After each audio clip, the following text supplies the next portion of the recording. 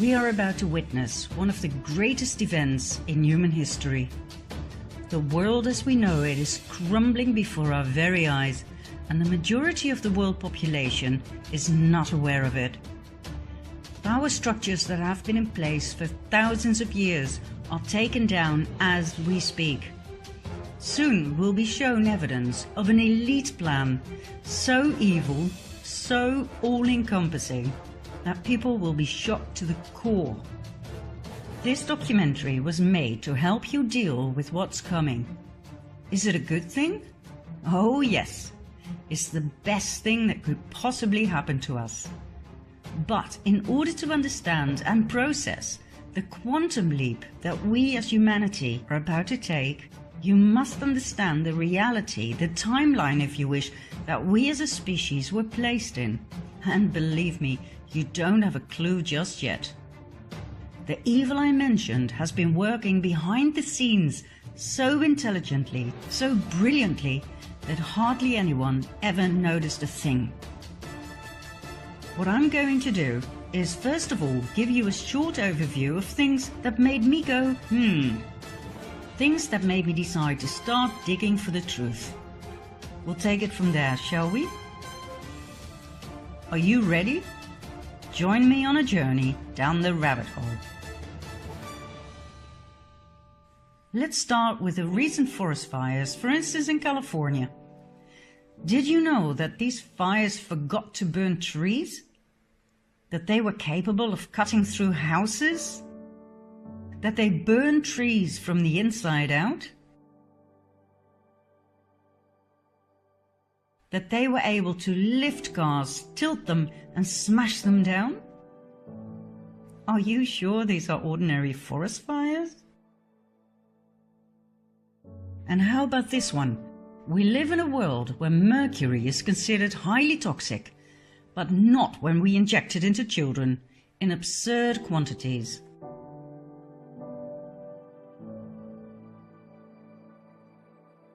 No doubt you've heard about chemtrails. Denied by our governments for a long time, but recently acknowledged and referred to as geoengineering aerosols. They are sprayed into our atmosphere to protect us from global warming. The thing that makes me go however, is the fact that we're sprayed with heavy metals, which are stored in our brains, where they have proven to cause Alzheimer and Parkinson's disease. And did you know that in many countries, among which my own Holland, we have to explicitly say no to organ donation, for if we don't, our organs will be property of the state as soon as we are declared brain dead? The last time it was arranged this way by law was during the Nazi occupation. Did you know that our current Pope is the first to state that hell does not exist, but the devil does? Isn't it weird that the Vatican's audience hall is full of references to reptilians, snakes, serpents?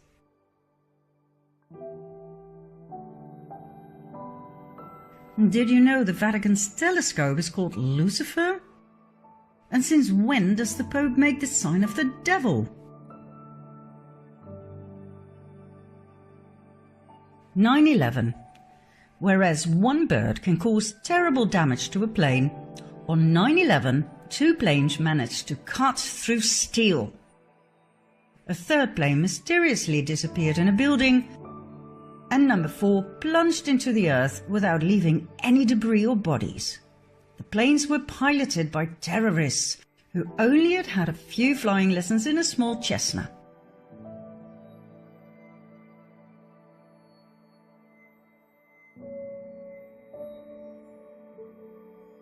Then there are the horrid attacks on innocent people, in which the same victims can survive up to 3 different attacks.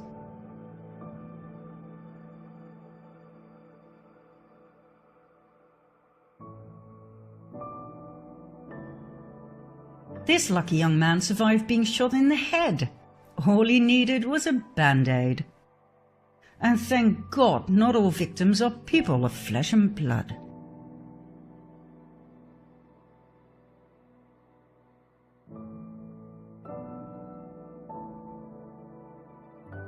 what do you think about this one? Are you a parent? Are you aware of the fact that children cartoons contain subliminal messages of sex and violence? Why? Did you know that fully grown fetuses can be legally aborted in many American states? That advocates of full-term abortion state that unborn babies cannot feel pain? Whereas every doctor knows that the nervous system is the first to develop in fetuses? Is abortion of a fully grown baby not the same as murder? Okay, let's have a look at the migrant caravan. Thousands of people fled their South American homes to look for a better future in the US. The trip covered 2,000 miles in 1.5 months in order to be on time for the American midterm elections as a political statement against President Trump. This means they walked an average of 45 miles a day on flip-flops, barefoot, like this and like this. 45 miles a day? Why do Hollywood celebrities promote the use of facial creams containing the foreskin of baby boys? Do you realize that these foreskins are actually sold? That it's a trade? What's next? Drinking baby blood? Now, I'm going to give you 5 more, although I could go on forever. Counting down, number 5. Did you know that diseases such as AIDS, Zika, SARS, and Ebola are actually patented? Do you know when something is patented? When it's man-made. Man-made diseases, are you kidding me? Number 4. Your cell phone, laptop, tablet, and your TV contain spyware that works 24/7, no matter whether your device is switched on or off. This means you are constantly being monitored. Each and every conversation, whether at home or at work, is recorded. Why? And by whom? Number 3. In 2018, Monsanto, known for its genetically modified seeds and crops, plus its poisonous weed killer Roundup, was bought by Bayer, a chemical giant that produces mostly poison.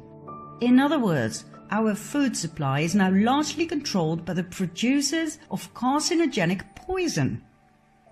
Monsanto started off producing Agent Orange, a very powerful and highly toxic chemical used during the Vietnam War to eliminate forest cover and to destroy crops. But it turned out to do just a little bit more than that, causing horrific birth deformities and various types of cancer. According to experts, the fusion of Monsanto and Bayer was the perfect match made in hell. Number 2. In 2018, Hillary Clinton admitted that she deleted 33,000 emails from a private server used as Secretary of State. Not only that, she used a hammer to smash her cell phones, SIM cards and hard drives. Any further evidence that could have been used against her in a court of law was destroyed by fire that conveniently started in the office of a mansion. Did she actually get away with that? And last but not least, number 1. President Obama received the 2009 Nobel Peace Prize only months after his inauguration. Why, for God's sake? He came from nowhere and had achieved nothing at the time. In the following 8 years, he invaded 7 countries and dropped a bomb every 20 minutes. Who on earth was on that Nobel committee? The world is not what you think. And guess what all of these things have in common? They were completely ignored by the mainstream media. Not one news channel covered or questioned any of it. And just when I thought I'd seen it all, this became President of the US. I always thought there were two political sides in life, left and right. Left was for the common people, right was for the rich. But I soon found out that my ideas did not reflect reality at all. Obama seemed to have enchanted everybody, including myself, with his good looks and charms. But like I said, he invaded 7 countries. He was a Democrat, for God's sake. And Democrat Bill Clinton went from one sex scandal to the next, lying under oath and getting away with it. Maybe left and right were simply two wings of the same bird? In spite of my leftist upbringing and background and my fierce opposition against Trump, I decided to give him the benefit of the doubt. But how did he get elected in the first place?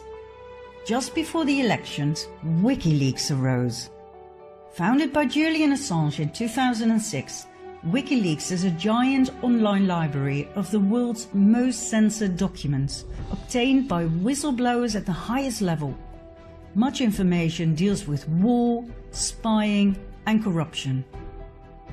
Now, just before the presidential elections, WikiLeaks published highly incriminating evidence of the corruption within the Clinton Foundation and the Clinton presidential campaign. So, what happened? That happened. On January 20, 2017, Donald J. Trump was inaugurated as President of the United States of America. But how did WikiLeaks obtain the evidence of the Clinton corruption? It was leaked by an employee of the Democratic National Committee, Seth Rich, who was subsequently found dead with 2 bullets in his back. Who killed Seth Rich? We will find out in the next episodes. What do we have for now? Donald Trump as President of the US. And then, out of nowhere, arose the enigma of Q.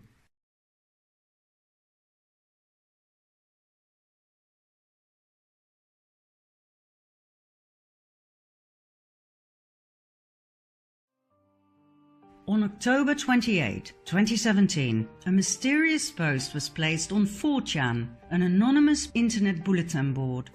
It contained nothing but codes. This was the beginning of a new phenomenon.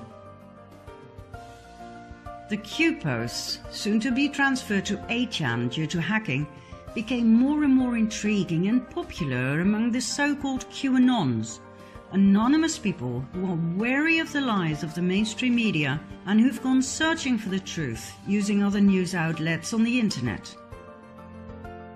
I will get into the identity of Q later on in this documentary.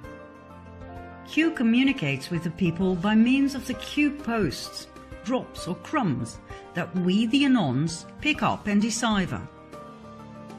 The Q crumbs portray a better world, without wars, treason and corruption. A world after the Great Awakening. Q uses words and short sentences that keep coming back.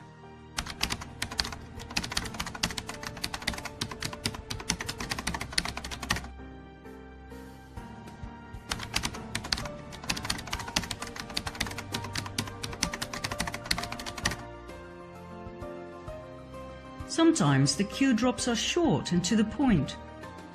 Initials are used instead of full names. Sometimes they contain a lot of information. And sometimes combinations of letters and numbers are used for us to rearrange. The Q clock was introduced, and it took us quite some time to figure out how to read it. And then there was the Q map, containing an incredible amount of vital information. The map was made by Dylan Lewis Munro. It contains an overview of the true history of mankind and its covert power structures. Q is not a cult, as suggested by opponents. After all, it tells us not what to think or what to do. It merely gives us questions, clues and riddles. We need to do the research in order to find the answers, and that is how we discover the truth. Through this research, I've come to find out more about American and global politics than I'd ever dreamed of. I was never really interested in politics, but the Q drops opened my eyes to a whole new world, a world of secret societies, secret services within secret services, and secret deals made on a grand scale. A world with shadow governments, with an excessively rich 1% of the world population that actually runs the world. Not our political leaders, not our presidents, but a very small group that we refer to as the Illuminati or Cabal. I learned about an evil master plan to completely dominate the world. And the ordinary people like you and I? We know nothing. We get up in the morning, we go to work, we pay our bills and our taxes, we watch TV and go to bed, not knowing that there's a battle being fought over our heads for world dominance, a battle between good and evil.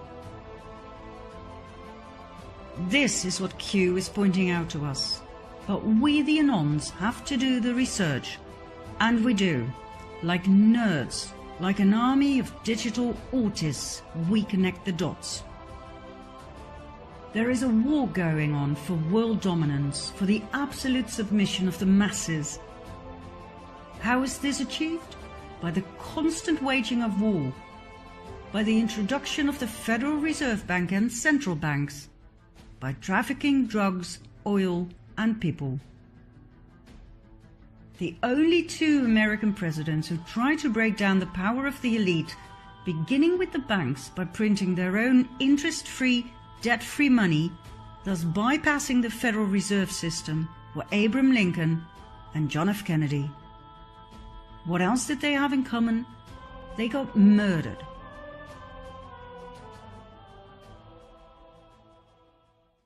Now, why are the banks so important? What exactly is the Federal Reserve and its central banks? The Federal Reserve is the central bank system of the US, and in spite of the very misleading word federal, the Federal Reserve and all central banks around the world are privately owned. They are not government institutions. They are owned by some of the most wealthy and influential families in the world, two of which are close to the top of the power pyramid, the Rothschilds and the Rockefellers. The Federal Reserve was set up in 1913 after quite a bit of opposition from the US government and some very wealthy people, such as Benjamin Guggenheim, from a very influential mining family, Isidor Straus, head of Macy's department stores and politician, and John Jacob Astor, businessman, inventor, and probably one of the wealthiest men at that time. The wealth of these three men in those days was approximately $500 million, which today would amount to something like 11 billion. These men were so rich they could not be bought, not by any bank. What else did they have in common? Apart from money, power, and opposing the creation of the US Federal Reserve? They all died on April 15, 1912, when the ship they traveled on hit an iceberg and disappeared in the cold ocean. Coincidence? Let's just say the Titanic disaster was highly convenient. The rest of the opposition was easily cornered. US Congress was bypassed. The Fed was created illegally, unconstitutionally, something not many people are aware of. Let's have a look at the visible top of the power pyramid. There we have the Rothschild family. In short, this family owns most of the world. They own each and every central bank. They own the Federal Reserve. They control the International Monetary Fund. They control the World Health Organization. They financed both parties of every war since the war against Napoleon. They financed the Bolshevik Revolution. They financed Hitler and the Nazis. They financed the production of IBM's punching machines for an efficient prosecution of the Jews by the Nazis. And they had equities in Exxon and IG Farben, the dealers of Zyklon B gas for the Nazi gas chambers. The estimated net worth of the Rothschild family is $500 billion. When you have that much money and power, you can poke the chest of the Crown Prince of Great Britain like he's your bitch. And when you oppose their power and try to stop them from taking over your banking system by setting up a central bank in your country that loans money to you at insane interest rates that you can never pay back, so that your country becomes the eternal slave to the Rothschild banking system, as happened to every country around the world, you are either ousted or killed. Your country will be invaded and blown to smithereens in the name of democracy, supported by the mainstream media that portrays you as a dictator. The same applies to those who refuse to accept the almighty US petrodollar. Oh, and there's much more, but we'll leave that for another time. The Rothschilds are not the only ones dominating the world. They are just part of the 1%, the elite. Another family of great influence are the Rockefellers. They made their initial fortune through oil. That fortune led to massive industrial influence in American politics, the banking system, and the pharmaceutical industry. They founded schools and universities, leaving a huge imprint on what should and should not be taught to our children and students. The Rockefellers further expanded their tentacles of power into the medical world and into hospitals. They now own the Rockefeller University with its Academy of Medicine and the Academy of Sciences, the International Health Foundation, the American Cancer Society, the Drug Trust, the American Medical Association, and the FDA. Everything was in the hands of the Rockefellers. They further infiltrated the educational and medical system by means of the Rockefeller Foundation, giving grants to specific research programs such as the research and development of vaccines, for instance against Ebola, yellow fever, Zika, the flu, and Gardasil, which was further developed and promoted by billionaire and partner in crime Bill Gates. Every case of dangerous side effects such as miscarriage, autism, sterility, seizures, paralysis,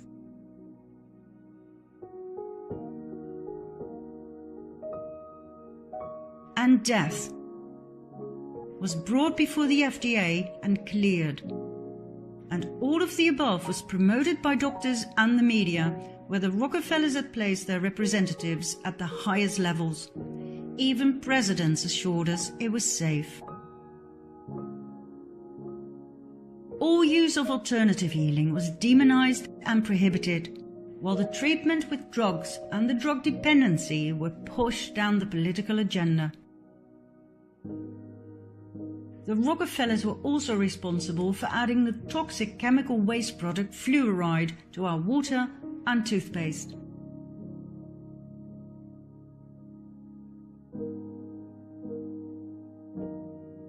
And as usual, the media spread lies about its healing qualities. No doctor or dentist ever tested its efficacy. They simply told their patients what they'd been taught at the Rockefeller institutions. Yet another field of interest was the genetic manipulation of crops. The Rockefellers own millions of shares of Monsanto stock, as does their partner Bill Gates. Their mutual interest in eugenics, which aims at improving the genetic quality of the human population, will come as no surprise. Back in Nazi Germany, the Rockefellers financed the horrific eugenics experiments performed on Jewish people, trying to create a superior master race. So, in short, two very powerful families that rule the world and its population are the Rockefellers and the Rothschilds. And guess what?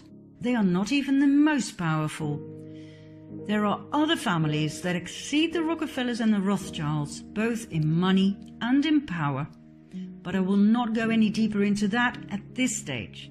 We'll save that for later, shall we? There's one more man I want to put in the limelight right now. George Soros, described by the mainstream media as investor and philanthropist. His net worth? $25 billion. Soros was born in Hungary.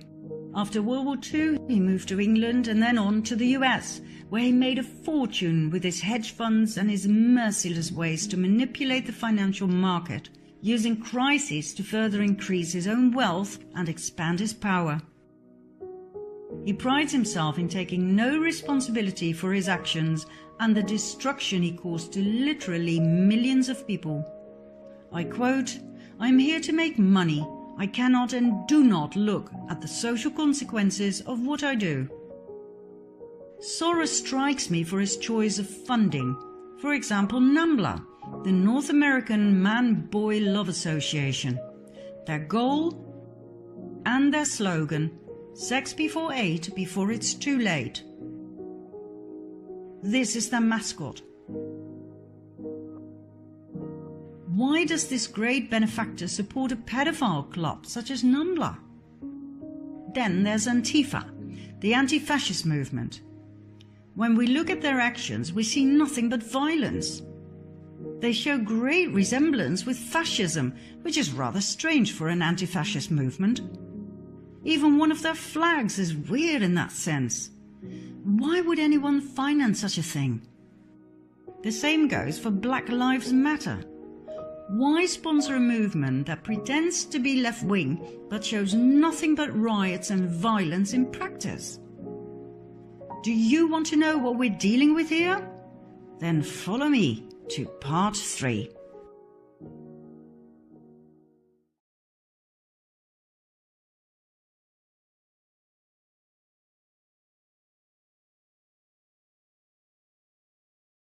The migrant caravan that headed to the southern border of the US in April 2018 was covered by the media big time. According to the official reports, these people came mostly from Honduras, where the caravan had started, and then people from Guatemala, El Salvador, Nicaragua and Mexico joined the march. The main reasons for them to flee their home country were gang violence and poverty. When I saw the first pictures, I was shocked. But then I realized there were just too many images of women and children, which is always a sign of media manipulation and a hidden political agenda. Always. Critical thinkers like the Anons studied the pictures closely. Too many things did not add up. Like I said in part 1, these people had to walk for 45 miles a day, each and every day for 1.5 months. But these people don't look exhausted. They're not dirty or sweaty. I mean, look at them. Their clothes are clean. Clean babies. Clean pants. They wear labels. They are well fed. These people aren't refugees. They're not poor. I traveled through Mexico, Guatemala and Honduras and I saw poverty. Believe me, these people are not poor. 45 miles a day on flip-flops? Are you kidding me? Or even barefoot? Come on, where are the blisters? And why aren't they carrying what is needed for a journey like that? Blankets, food, water. Where are the spare diapers? Some people do have small backpacks, but they appear to be brand new. So, what did happen? First of all, buses and vans were deployed to transport all of these people from Honduras to the US border.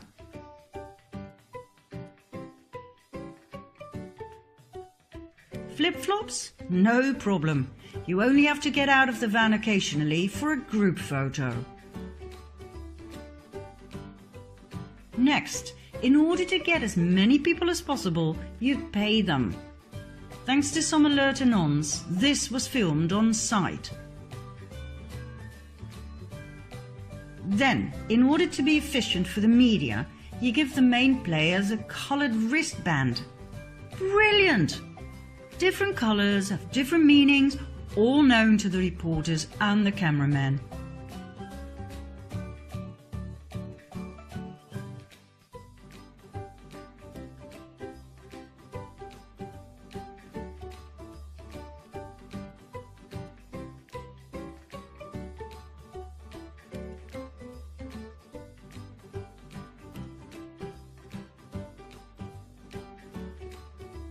Some people overact.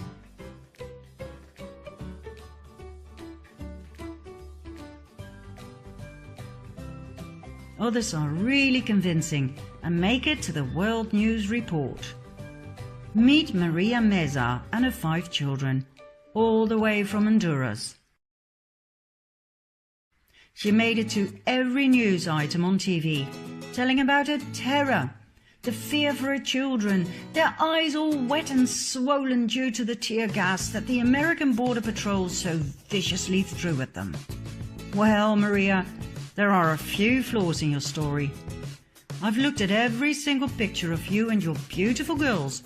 None of them show any signs of tear gas.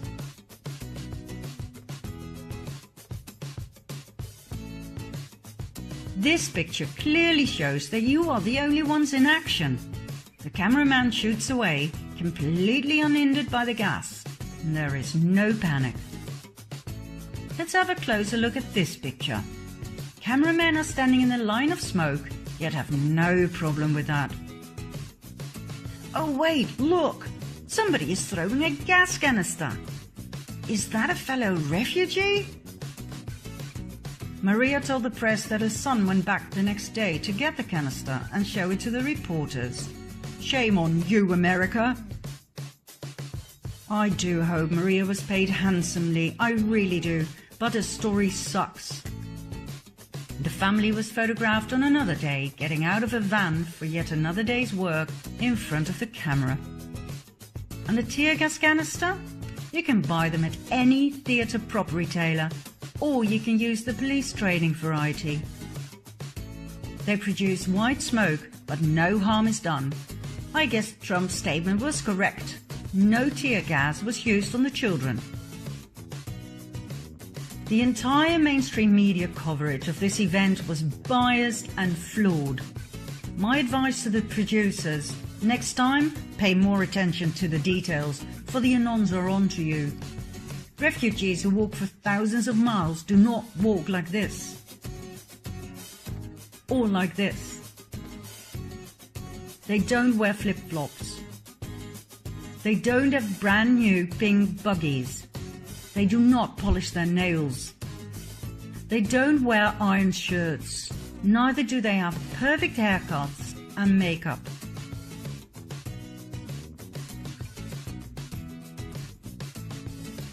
When they say they flee their country because they're so poor they can't even buy food, don't show them with digital cameras and iPhones. Refugees who walk for thousands of miles are not clean. And for God's sake, pay attention to some of your supporting actors.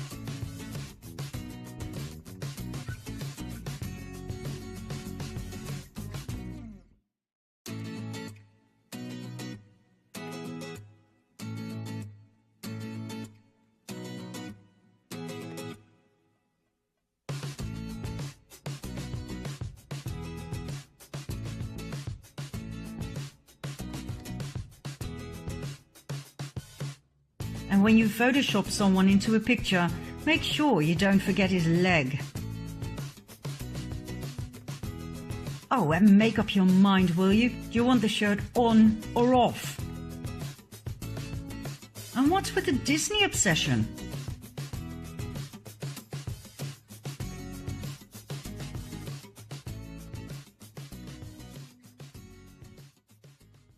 When you really want to know what's going on in the world, you have to do the research, just like Q keeps saying. And when you do, you will see what's real and what's not. The migrant caravan was a staged event with a political motive. Who was behind it? Who financed such a great event? George Soros. That's right, our great benefactor George Soros, connected to the pedophile club NAMBLA and the rioting and violent Antifa and Black Lives Matter. How do we know he's behind all of these so-called social movements? Well, it's not really a secret. According to an analysis of his tax filings, he invested $33 million in the notorious Ferguson riots alone. Soros promised everyone who participated in the massive protests $15 an hour. In the case of the migrant caravan, all they had to do was play the part of poor refugees looking for a safe haven. Money, new clothes, food, toys, and an extra bonus if you play your part well. Who'd refuse a job like that? Soros made a mistake by not fulfilling his financial promises. So then we had more riots, this time by angry actors who demanded payment. Videos of Antifa members shouting, "Soros, Soros, where's our money?" went viral, yet everything was hushed up by the mainstream media. So, what's his motive? Why would anyone invest so much money in these massive and well-organized movements? To destabilize a country. To create division. Division by skin color, by political wing, by religion, by gender. A divided people is easy to rule.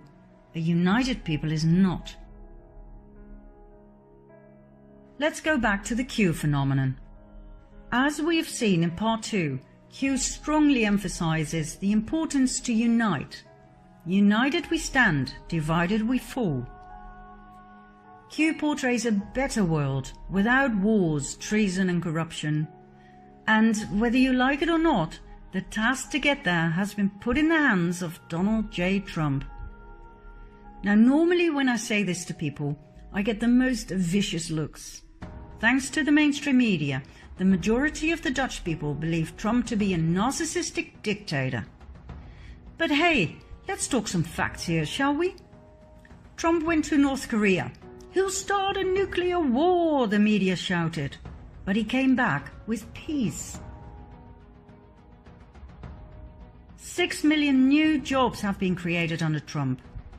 Lowest unemployment rates since 50 years. More than 4 million people off of food stamps. Trump openly attacked Big Pharma.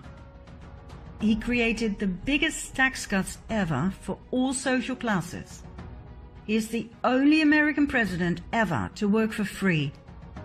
He signed an executive order to clean the oceans. Did you hear about that on the news? No. For some reason, the mainstream media have a political agenda of their own. But more about that later.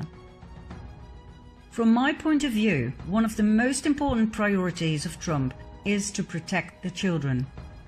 Right after his inauguration, he stated that his administration would focus on ending the horrific practice of human trafficking, also referred to as modern slavery. On December 21, 2017, he signed an executive order blocking the property of people involved in serious human rights abuse and corruption. More executive orders followed to protect victims of human trafficking. A huge campaign was deployed to educate parents and children about the dangers of human trafficking.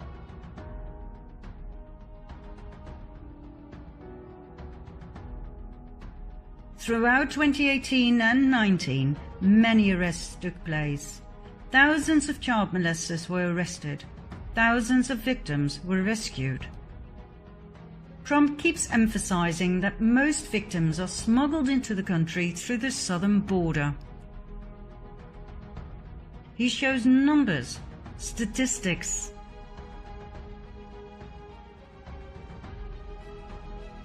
He made January Human Trafficking Awareness Month. He informed the people about MS-13, a criminal gang responsible for raping and killing many American citizens. He swore he would take them down to the last member. He keeps emphasizing the drugs problem and the billions of dollars plus the countless lives it costs each year. He keeps pleading for a wall, anything to reduce the drugs and human trafficking numbers as much as possible. But the mainstream media keep twisting his words, making it sound like immigrants aren't welcome. I've watched these interviews time and again, and I can assure you that according to President Trump, immigrants are most welcome, but they have to come in legally. The funny thing is, Bill Clinton wanted a wall. Obama wanted a wall.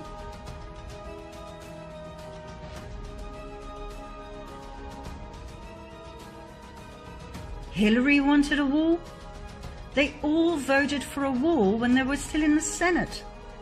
I'm talking about the 2006 Secure Fence Act, passed by a Republican Congress and signed by President George W. Bush.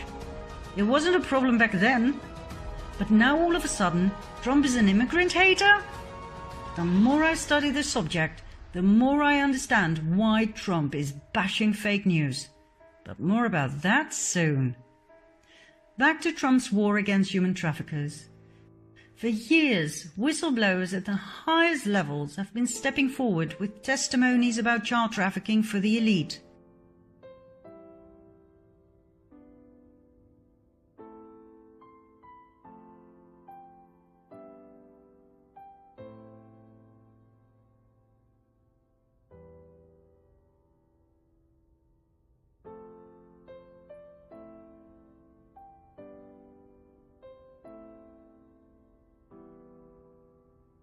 This is nothing new. It was just never dealt with. Until now. The thing is, when I talk about this in my presentations, people don't want to hear about it. They don't want to look at these pictures. Which I understand. I would rather look away as well. But that reminds me of the famous one-liner of the Germans right after World War II, after being confronted with the painful question, how could you let the Nazi atrocities happen? Why didn't you do something? The answer was always, wir haben's nicht gewusst. We didn't know. Of course they knew. It was just too painful and too dangerous to acknowledge it and to do something about it.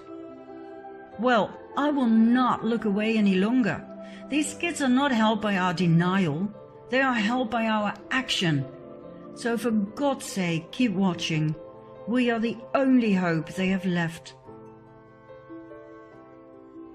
Child trafficking for the elite. That is bigger than pedophilia.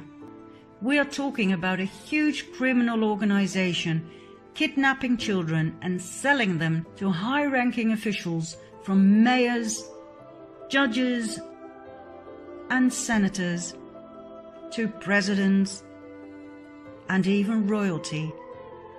Do you think this is far-fetched? Do you think it's just a conspiracy theory? Get ready for some conspiracy facts in part 4.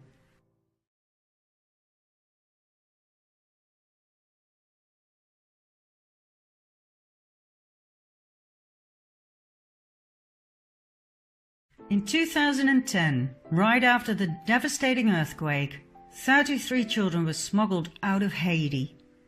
The woman who was arrested, Laura Gaylor Silsby, said they were orphans who were about to be adopted in the US. Upon investigation, however, it turned out most of these children were not orphans.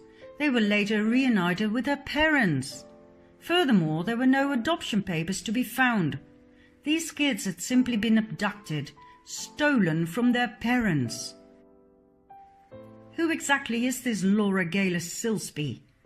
First of all, she was on the board of directors of Alert Sense, the company that provides the technology for Amber Alert. Amber Alert is the broadcast emergency response to recover abducted children. Isn't that an interesting paradox?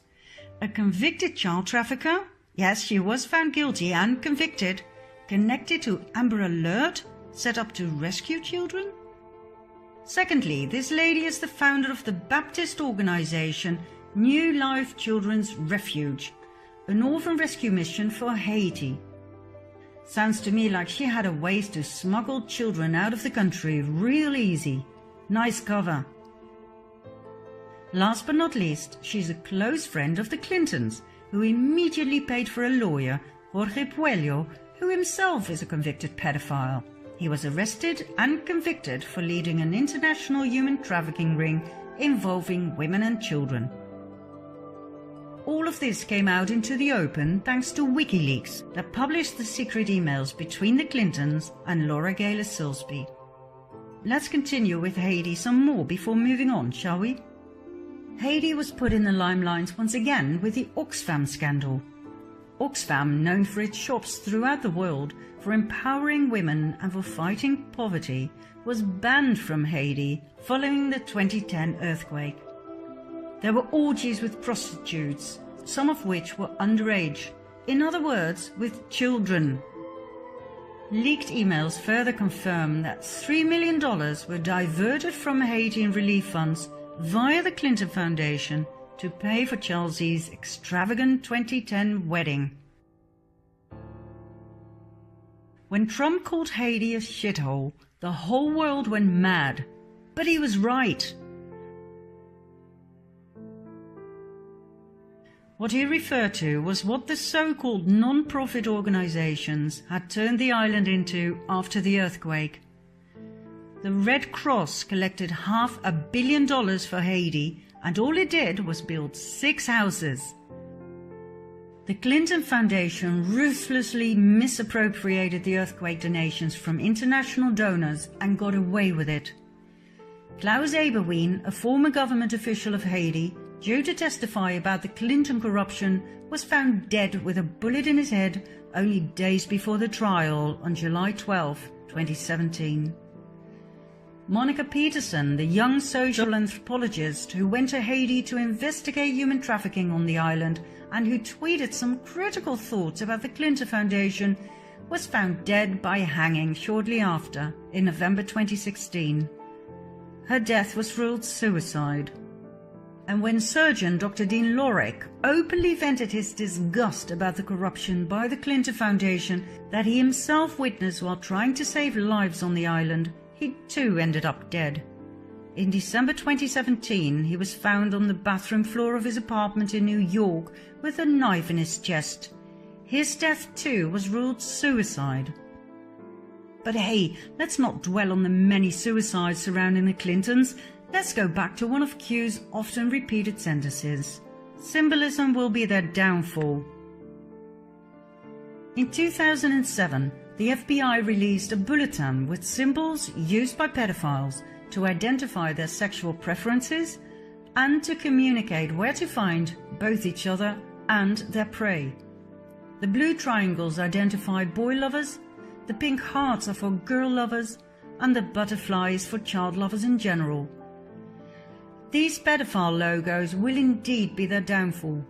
They are in plain sight, for they never thought people would wake up and see. And just like we saw with Amber Alert, it's the organizations that claim to protect children that actually use pedophile logos. For instance, the International Adoption Clinic. New Star Kafala, a Muslim adoption and child advocacy agency. This is their logo for their HOPE program, helping orphans progress emotionally. Then there's the Pacific Crest Trail Association. It changed its logo in July 2017 after the pedophile connection in the capital A was discovered by the public. Now, I'm not saying these organizations are proven pedophile dens. I'm merely pointing out the interesting choice of logo, which of course could be totally based on coincidence. This logo eerily resembles the boy lover symbol. It was used by the Pierre Elliott Trudeau Foundation, set up by the Canadian Prime Minister Justin Trudeau in honor of his father. This logo was on the 2015-16 annual report. Then there's Alpida, a Canadian refuge charity. Alpida was founded by the Radcliffe Foundation, set up and owned by Frank Giustra. Now, apart from the interesting choice of logo, there are a few things about Mr. Giustra that fascinate me. First of all, he's a major sponsor to the Clinton Foundation. We're talking $100 million and more. He loved going to Haiti with the Clintons. And he founded the Boys Club Network for boys between 12 and 18 seeking connection and mentorship.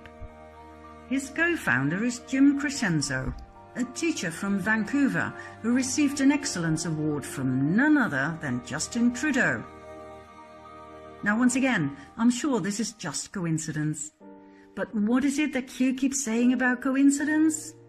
How many coincidences before mathematically impossible? For someone who claims to be a decent family man, Justin Trudeau sure has some interesting friends. Take Christopher Ingvelson, a Canadian private school teacher, convicted for the possession and distribution of child porn. For many years he was Trudeau's friend and roommate. Then there's his best friend Peter Dalgleish, the world-renowned humanitarian who was caught in the act in Nepal with 2 children aged 12 and 14. He was the founder of Street Kids International and the Trails Youth Initiative program. Now, I'm sure these programs do great things for kids, but why choose pedophile logos? And why are so many set up by registered and convicted pedophiles and sex offenders? I mean, if you're a pedophile, wouldn't it be great to have your own child protection program? To have access to all those lovely children to pick from? Mind you, these children often come from troubled backgrounds. Some have criminal records. Many suffered from neglect and abuse in early childhood. Easy prey, and no concerned, loving parents to protect them. I mean, look at CPS, the Child Protective Services, exposed in 2007 for legally kidnapping and selling, and no concerned, loving parents to protect them. I mean, look at CPS, the Child Protective Services, exposed in 2007 for legally kidnapping and selling children for adoption out of foster care. The lady who exposed them, Congresswoman Nancy Schaefer, was murdered in 2010. Now back to Trudeau's interesting best friends. Here we have Ben Levin, former Deputy Minister of the Ministry of Education, arrested and convicted in 2013 for making and distributing child pornography. Then there's Jan Gomeshi, the Canadian CBC radio host, arrested and charged in 2015 with 7 counts of sexual assault and 1 count of overcoming resistance by choking. Now, I don't know about this, but if I were Trudeau, I'd be more careful selecting my friends. He is surrounded by registered pedophiles and sex offenders. There's another prominent place where the FBI symbols of pedophilia can be found, in Hollywood. We briefly saw in part 1 that children cartoons contain references to sex and violence.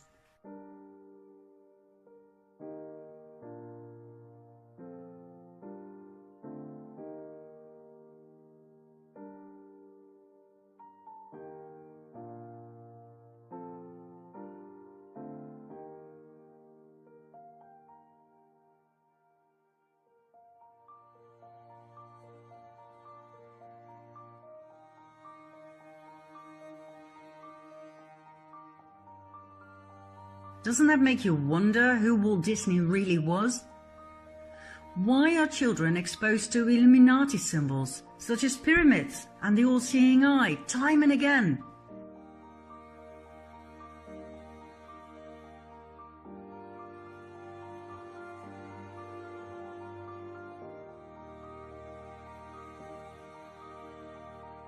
And why are pedophile logos used for candy and ice cream? Yet another thing that attracts children. The more I dived into this topic, the more I realized to what extent this had actually drenched our society.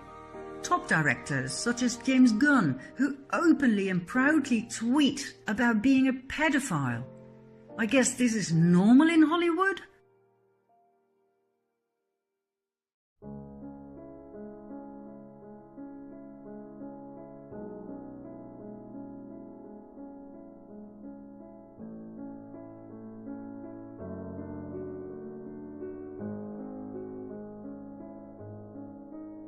He was fired over these tweets, rightly so one would think, but only a few weeks later he was back at work.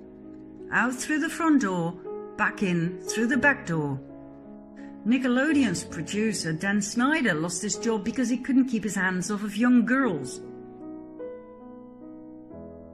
And here we have Brian Peck, a convicted child molester who only spent 16 months in jail, after which he was offered a job right back with Disney, where he continued working with underage girls. Once again, out through the front door, back in through the back door. Jason James Murphy kidnapped and sexually assaulted an 8-year-old boy in 1996. He served 5 years in jail, moved to California, used his shorter name, Jason James, and became a casting agent for child actors. The list of sexual predators in Hollywood is endless. Only recently were some of them called out by their victims and arrested. Most victims never dare to speak up, for their predators are absolute legends in Hollywood.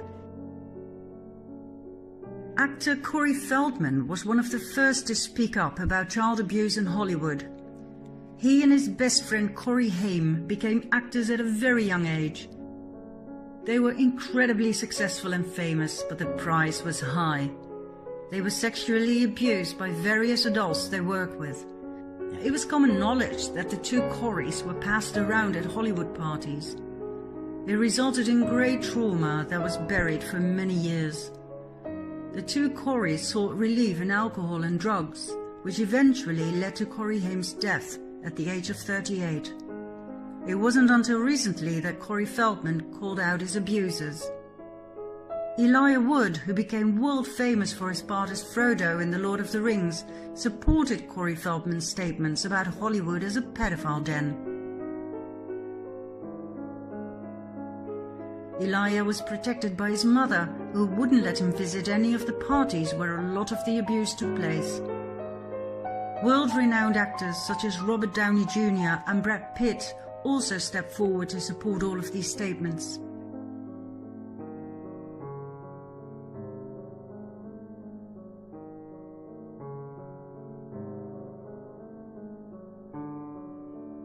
If you think that sounds crazy, wait till you hear Mel Gibson. The world-famous megastar, both as actor and producer, was blacklisted by Hollywood for stating that Hollywood is a den of parasites who feast on the blood of kids.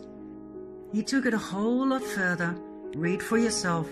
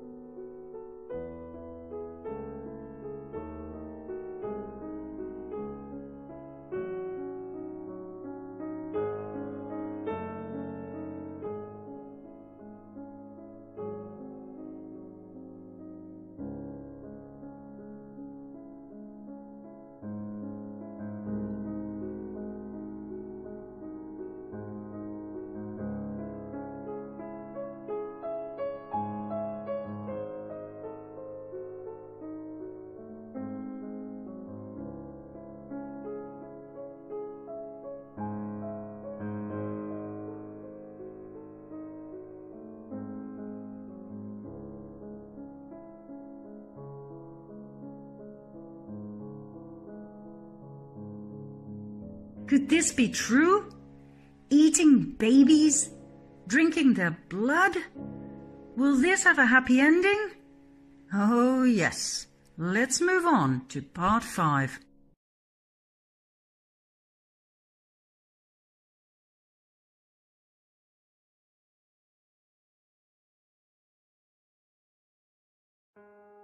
In part 1, we briefly looked at the sexualization of children and the normalization of pedophilia in our society.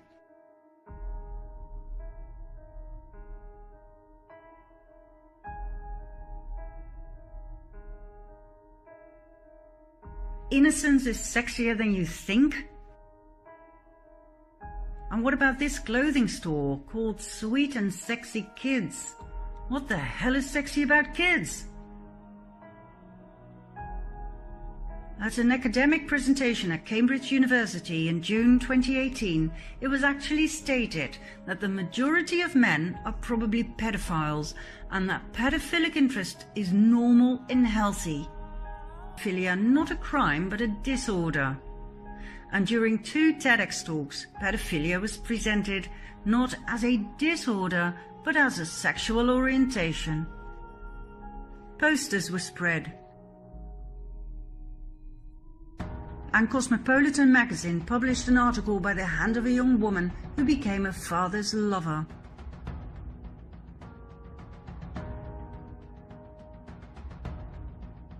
Now, of course, in order to make all of this legal, the age of consent had to go down, so that having sex with a child would no longer be a crime. No problem. Judges and politicians at the highest level did their utmost best to take care of that.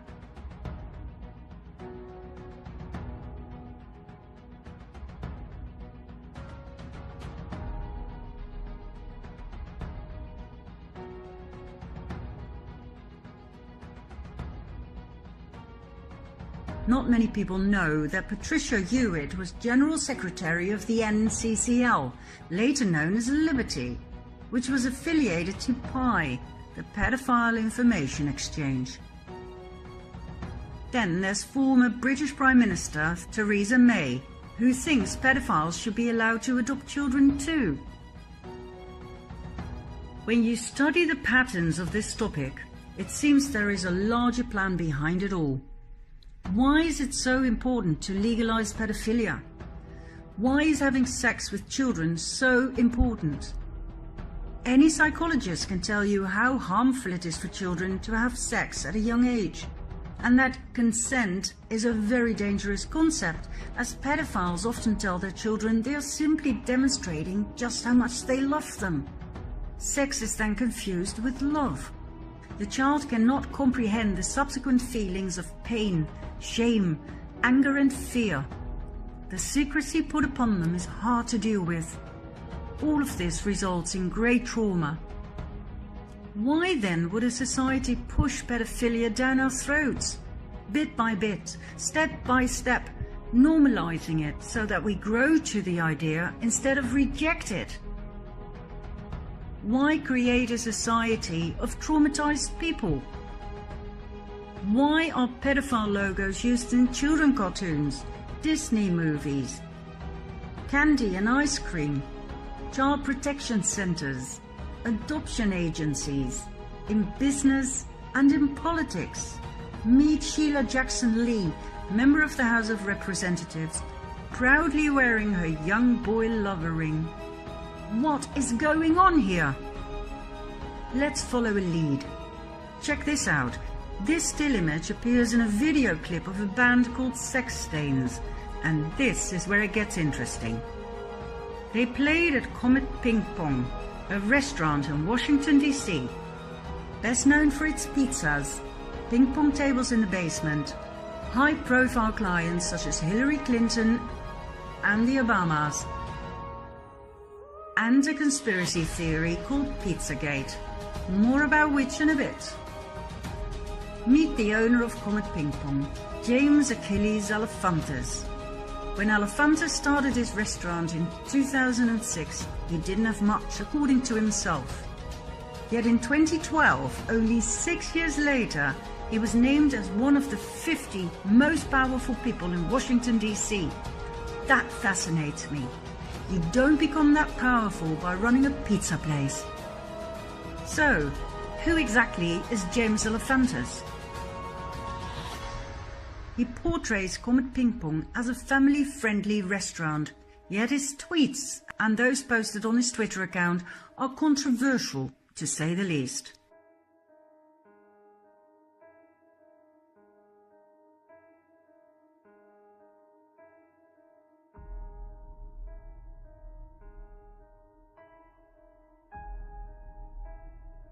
It's clear that Alefantis loves art.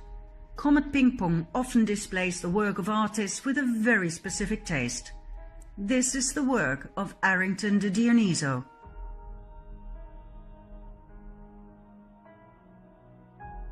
Not a big Trump fan, huh? Why is this on the walls of a child-friendly pizza place? Alefantis loves a good party. Now here's a picture he wishes he never posted. Meet his party friend, Miss Summercamp. What else? He had a love affair with David Brock, political consultant and founder of Media Matters for America, a progressive research and information center dedicated to comprehensively monitor, analyze, and correct conservative misinformation in the US media. In other words, an organization for censorship. Brock's Media Matters received $1 million from none other than George Soros back in 2010. Brock also founded Correct the Record with the sole purpose of censoring all negative reports on Hillary Clinton on social media. Censorship once again. So, James Alefantis is definitely a lead we must follow. What else do we know about him? He is best friends with the political top of the US. He is closely connected to the Podesta brothers, John and Tony Podesta. John Podesta is quite a hotshot in American politics.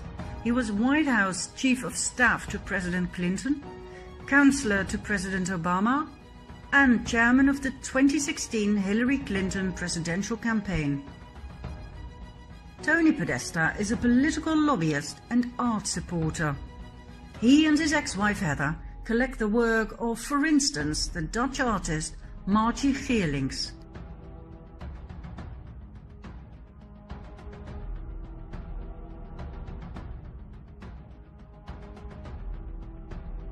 Fascinating, to say the least. They are also great admirers and buyers of the work of Patricia Piccinini.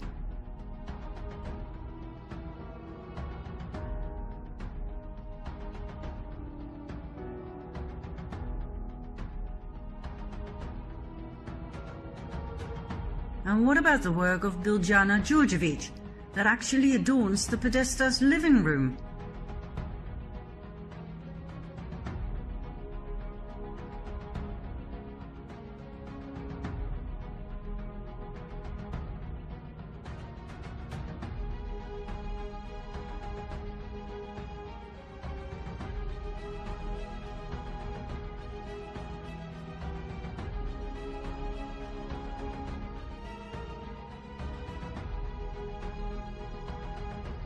This is Louise Bourgeois.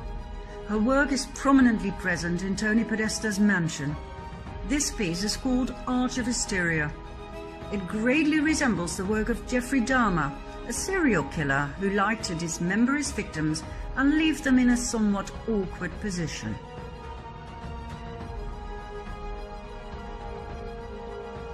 And then there's the most interesting work of Kim Noble, a survivor of severe trauma in early childhood, which left her with 13 alter personas.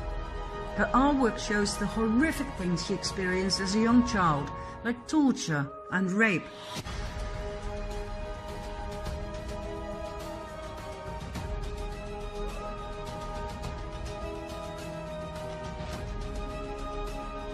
Her work was exhibited in Comet Ping Pong, our child-friendly pizza place. Now, I don't know about you, but this makes me sick as a dog. The more I study Pizzagate, the more I realize this was quite likely conspiracy fact, not theory. What kind of a pizza place exhibits naked, abused, tortured, raped, and even dead children on its walls? What kind of man becomes one of the most powerful people in Washington, D.C., serving pizza? How come the political top of the US, the Podestas, the Clintons, and even Obama, president of the US at that time, How come they all want to spend time with a sick perv like Elephantis? I think I know. For a while I thought the name Elephantis was fake. This man was way too powerful to come from an ordinary family.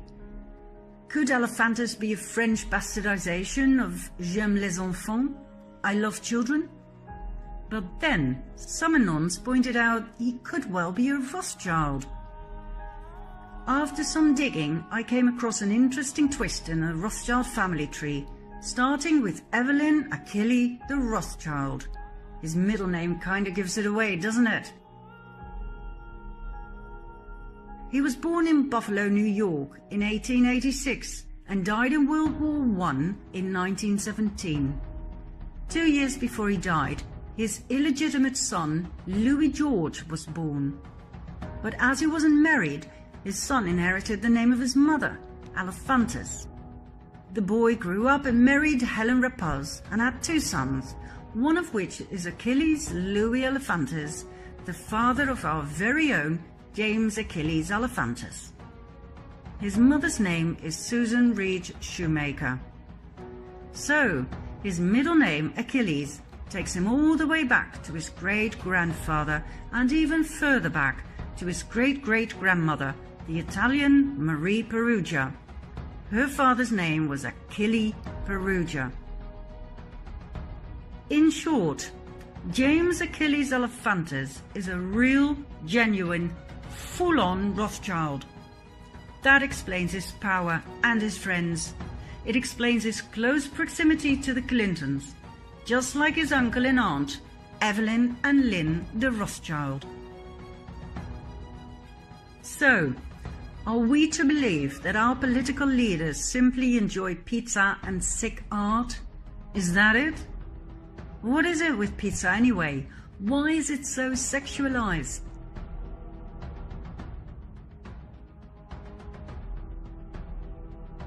What's with the Besta Pizza pedophile logo, which by the way was quickly changed the moment Pizzagate became an item? Is it all just a coincidence that the Podesta emails, revealed to the public by WikiLeaks in 2016, contain countless pizza-related words such as cheese, hot dogs, pasta, walnut sauce?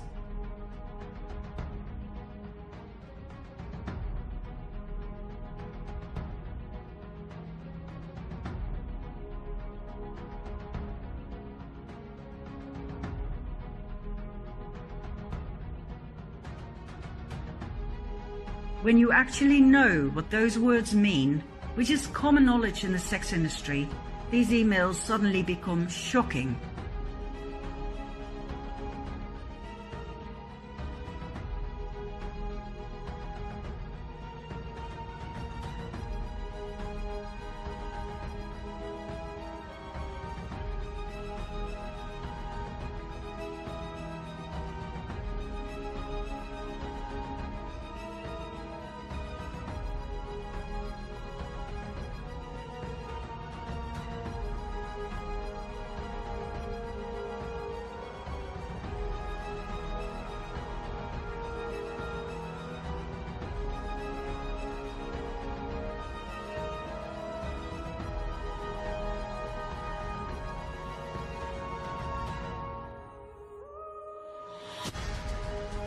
Is this why Hillary deleted 33,000 emails for which she is currently scrutinized? Does that explain what Obama meant when he ordered $65,000 worth of hot dogs and pizza flown in from Chicago to the White House in the middle of the night for a private party? Is that why Hillary emailed Obama warning him he needed to be more careful next time? The hot dogs can come, but if you make a spectacle out of it, that will be our downfall. And I think it would be wiser to restrict this activity to our predetermined locations. Really? For a few hot dogs?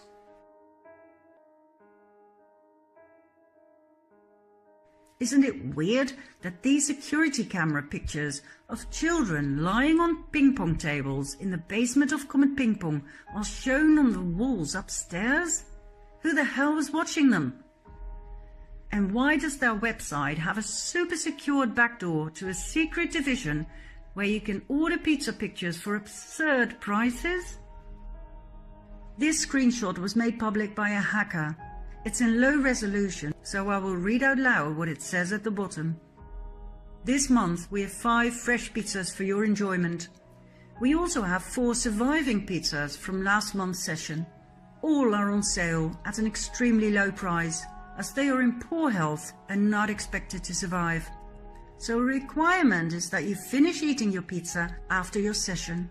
This month's special includes a 30% discount on severe torture. Each image below is available for $1,000 in fine print. Why are they talking about kill rooms, murder, and rinsing it off when you're done? What the hell is going on here? To tell you the truth, at this point in my research, I experienced what we call cognitive dissonance.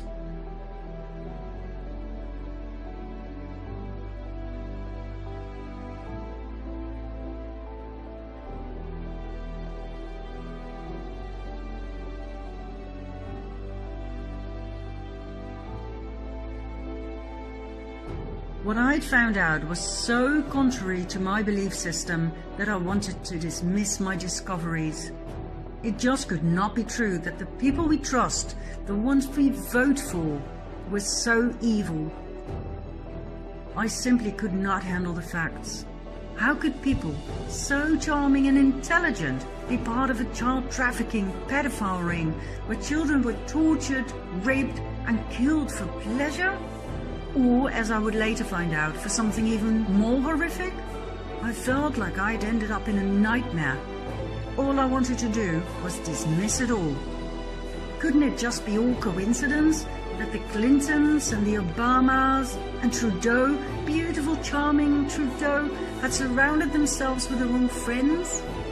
If their friends are all pedophiles, that doesn't mean they are, right? And maybe they don't even know about their friends' sexual preferences?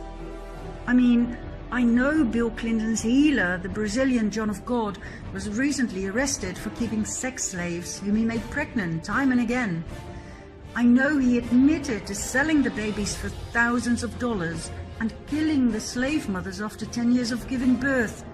I know the main whistleblower in this case suddenly died a suspicious death, but come on! How could Bill Clinton have known? And I know he went to the private island of convicted pedophile Jeffrey Epstein. I know he was on the passenger list 26 times, together with other sex offenders like Kevin Spacey, who was recently arrested for multiple rape accounts, among others with young boys. But that doesn't make Clinton a sex-raging animal, right? I know he was investigated for the rape of a young boy by Jenny Moore, a former police officer who informed the FBI and the Department for Homeland Security, after which he suddenly died in a hotel room.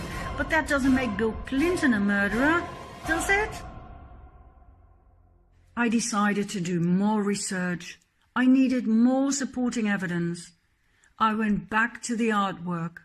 I was intrigued by the bathroom or swimming pool or whatever it was. Where was it? When this appeared on 8chan, I knew I was on the right path. Not just me, but thousands of Anons searched for it and found it. It actually existed. Do you want to know where it is? Come with me to part 6.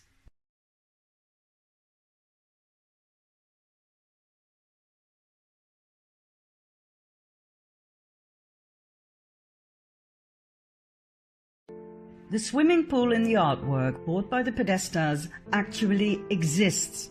It is the subterranean swimming pool at Biltmore Mansion in Asheville, North Carolina.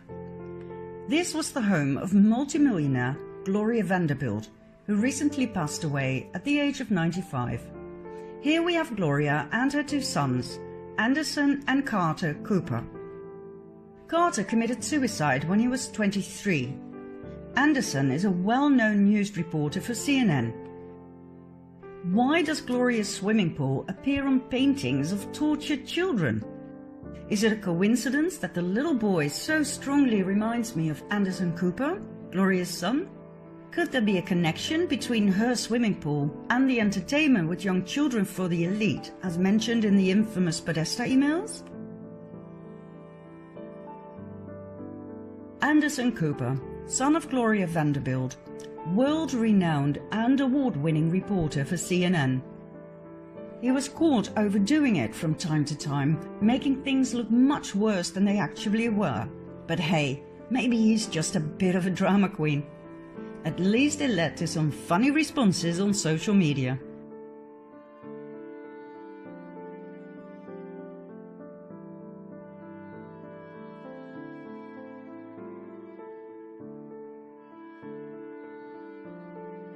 The question remains, is it okay for a media outlet to deliberately broadcast such exaggerations?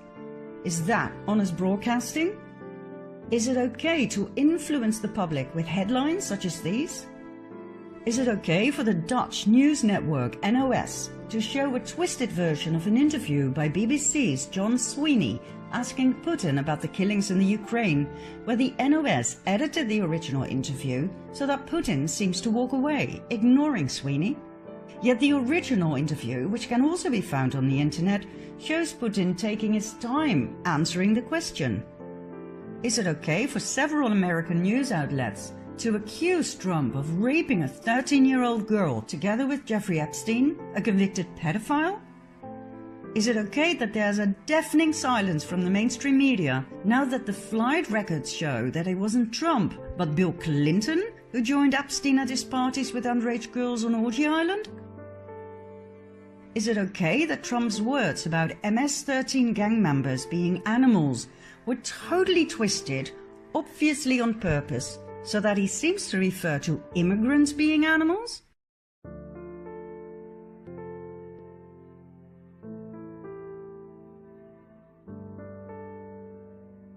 Do you remember the little boy from Syria, sleeping between the graves of his parents? That too was staged and broadcast on purpose, as to manipulate the people into yet another war. The boy was paid to lie there. I don't know about you guys, but this is not okay. It's not okay to fake white helmets saving a wounded man right after a bombing, only to have a selfie taken. That's deceit. It's not okay to lie to the public about Syria and the alleged chemical attacks, so that yet another war can be justified. For months we were lied to by the mainstream media.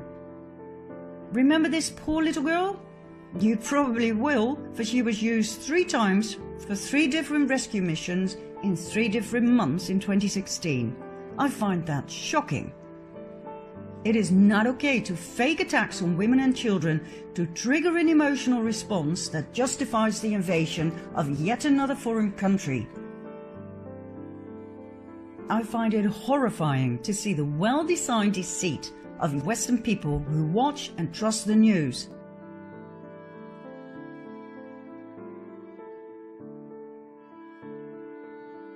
Do you remember this one?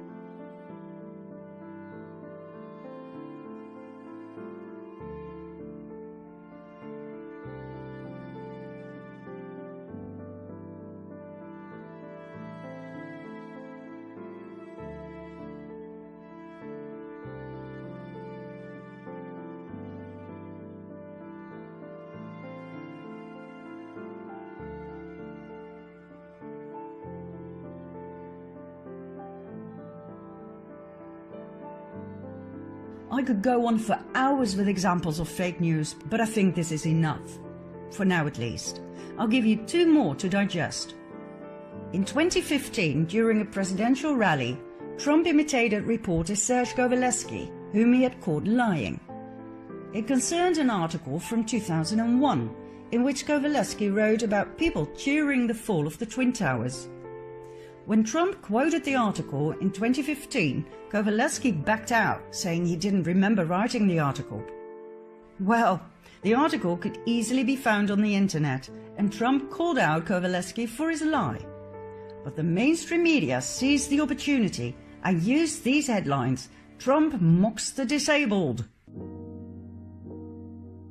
Kowalewski suffers from arthrogryposis, but that does not cause the weird movements Trump made. On other occasions, and in exactly the same way, Trump had imitated Senator Jim Mattis, presidential candidate Marco Rubio, a general, and a bank manager who all got away with lies.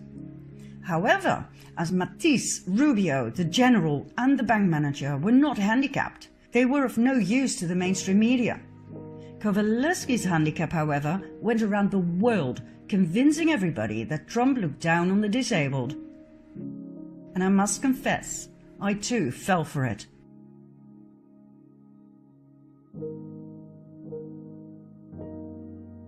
Then, last but not least, for 2 years the mainstream media kept pushing the liberal agenda on Trump and the alleged Russian collusion, whereas on March 23, 2019, the Mueller investigation officially ended and nothing was found. After 2 years of doing everything they could to take Trump down, they found absolutely nothing. Trump was cleared, yet the mainstream media kept repeating, "Something has to be wrong with this president." Trump's official innocence is completely hushed up, just like they didn't say a word about the countless pedophiles that were arrested under Trump. Total radio silence. From the beginning, Trump has been warning us about the mainstream media as the #1 enemy of the people. And the more I study the subject, the more I understand that Trump is actually correct. The mainstream media uses its power to steer the public into a desired direction. The spreading of disinformation is nothing new. Back in the early 1950s, the CIA set up Operation Mockingbird, a large-scale program in the US with the sole purpose of manipulating news media for propaganda purposes. Leading American journalists were recruited into a propaganda network. In other words, the Secret Service determined what was going to be on TV and in the news.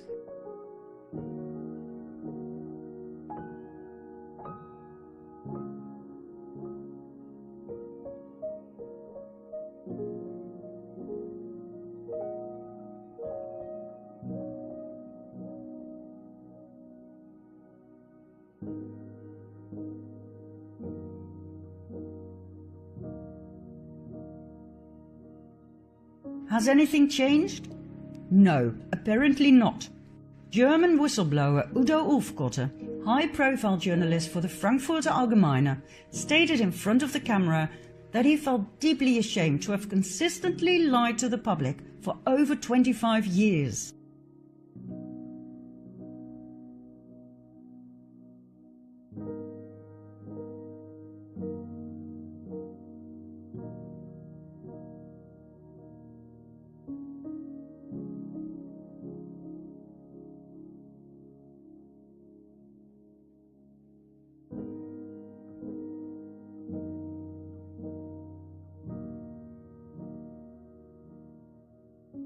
Ulfkotte died of a heart attack shortly after, in January 2017. The illusion of choice. We think, there are so many channels, how could they all be in on it? Well, that's easy. This shows you who owns whom. Do you see it? There are only 4 companies.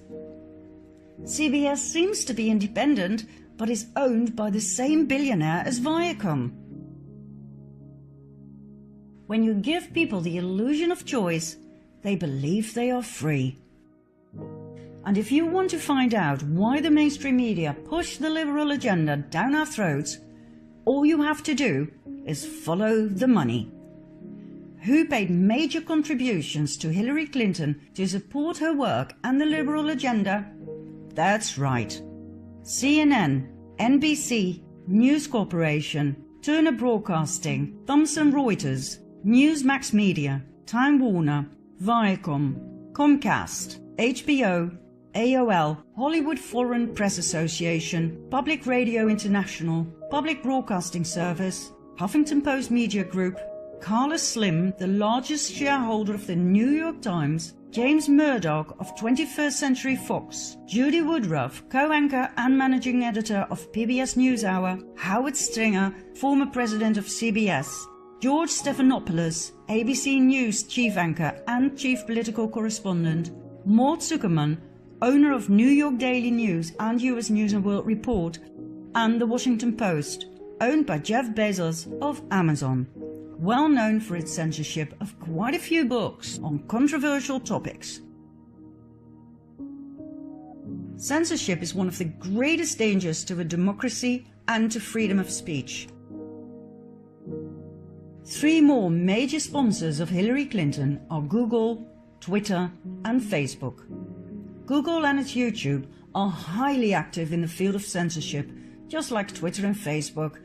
It will come as no surprise that pro-Trump posts are among the most censored ones, as are posts of critical thinkers and researchers and anyone who dares question the official narrative of events such as the ones I presented in part 1.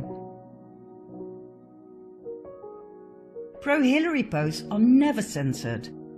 Doesn't that make you wonder? Remember Correct the Record and Media Matters for America?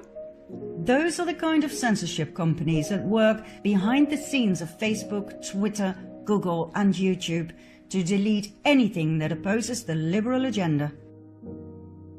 And guess what? Correct the Record is now promoted by AFAS, the global activist network that I once thought so highly of. AFAS was co-founded by Res Publica and Move On. Res Publica received $250,000 from George Soros. Move On got $1.6 million from Soros. AFAS's founding president and executive director Ricken Patel has consulted for the Rockefeller Foundation, the UN, the Gates Foundation and the International Crisis Group, with Soros as chairman and Frank Giustra as CEO. Remember our friend with the pedophile logo from part 4? AFAS's co-founder is Tom Perriello, former Virginia congressman, best buddies with Obama and executive director of the Open Society Foundations of George Soros, one of the main parties behind the notorious and destabilizing migrant caravan invasion. It will come as no great surprise that AFAS strongly opposes President Trump. This is what we call controlled opposition.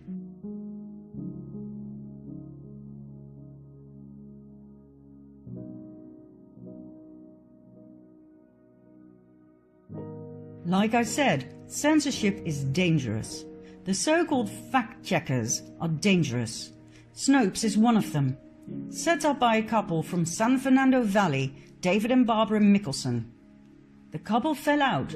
Barbara accused David of spending 98 grand on prostitutes, which is probably true as he divorced Barbara and married call girl and porn star Elisa Young, aka Erin Bryn, who is now Snopes' administrator. Snopes' only fact-checker is Kim LaCapria, also known as sex and fetish blogger Vice Vixen. That, my friends, is fact-checker Snopes. There are no researchers, no investigators, no lawyers, no documents to support their findings, and they are strongly politically biased. Yet they are generally accepted as fact-checker. I find that most shocking. Do you get the picture? Operation Mockingbird never ended. John Podesta, one of the key suspects in the Pizzagate scandal, got his own column in the Washington Post, writing about politics and policies. How the hell is he supposed to give an objective view of Trump, his worst enemy? John Brennan, head of the CIA till 2017, now serves as senior analyst for NBC News and MSNBC. Anderson Cooper worked for the CIA before he became a news anchor. According to himself, it was only an internship when he was 19, but I wonder how many young men are approached by the CIA for an internship. Anderson did not even have the proper education to be offered a job, yet in no time he became the face of CNN. The secret services still decide what the people are supposed to think and believe. If they want to invade yet another country, they will use the mainstream media to make you believe that that particular country needs to be freed of a terrible dictator who kills his own people. The real reason for the invasion will quite likely never be known to the public. It'll probably have to do with oil, or the installment of yet another Rothschild bank. But hey, who cares? It was in the news that they freed those poor people from their dictator and that democracy was bestowed upon them. And if it's in the news, it's true. End of story. Well, no, it's not. If the media coverage is controlled by secret services, it seems only logical to me to focus on the things they refuse to cover or ridicule. Number one topic that comes to mind? Pizzagate. Debunked by the mainstream media like nothing else. Let's continue with a bit of additional research in part 7.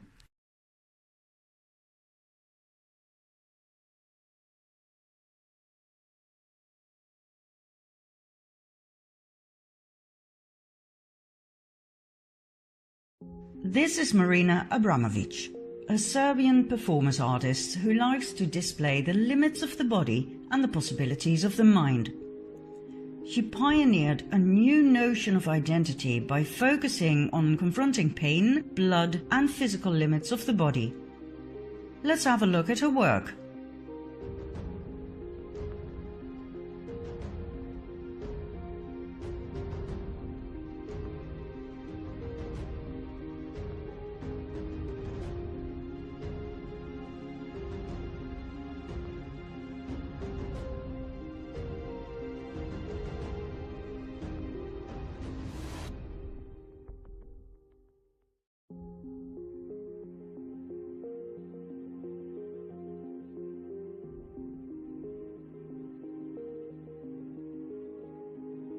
In 1996, Abramovic introduced Spirit Cooking, a cookbook with essential aphrodisiac recipes, some of which call for the mixture of fresh breast milk and sperm milk.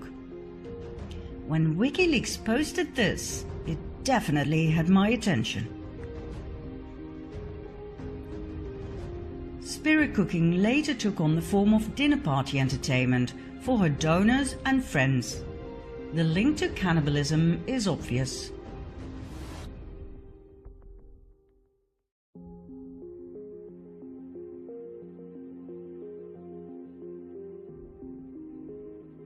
Abramovic furthermore made her appearance in the leaked Podesta emails. Why am I not surprised? I discovered this photo of Abramovic and John of God. Exactly. The very same Brazilian healer who was recently arrested and charged with multiple accounts of abduction, abuse, rape, child trafficking and murder. The very same personal healer of Bill Clinton. This picture is particularly interesting for the Dutch viewers. Before Willem-Alexander became King of the Netherlands, his mother Beatrix was on the throne. She frequented Abramovic's performances. On this particular occasion, she wore a brooch that seems to be a pizza slice. Now this may be far-fetched, but let's see. Meet Maxima Zorreguieta, born in Argentina and now married to our king Willem-Alexander van Oranje-Nassau, and daughter of the late Jorge Zorreguieta, who served as cabinet minister during the so-called Dirty War of dictator Jorge Videla. Maxima had 4 sisters and 2 brothers. One of her sisters is Dolores, an artist who came to the Netherlands in 2005 to exhibit her work. The exhibition was called Love Romance. Have a look for yourself.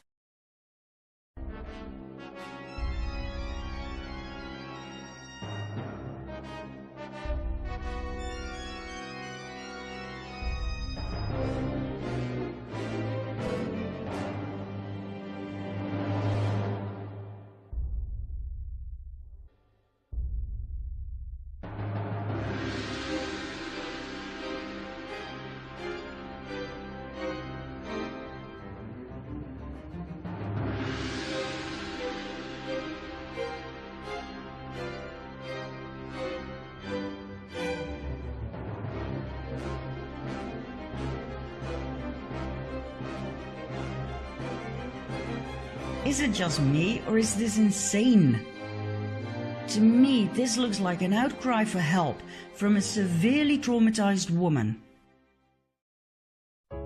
In June 2018, Maxima's younger sister, Inez, was found dead in her apartment, hung with a scarf from a doorknob. Doorknobs have proven to be lethal for quite a few people lately.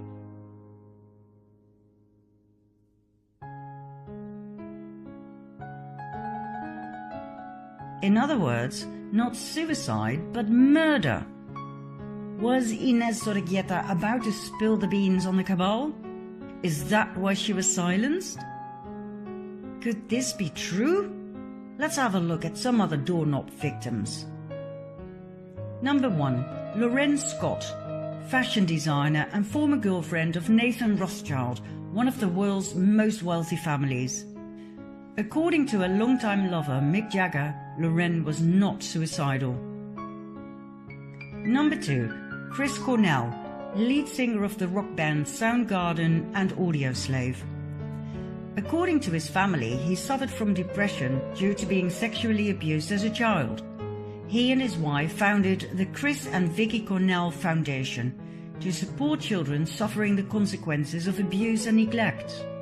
He and his best friend, Chester Bennington, were working on exposing an elite pedophile ring.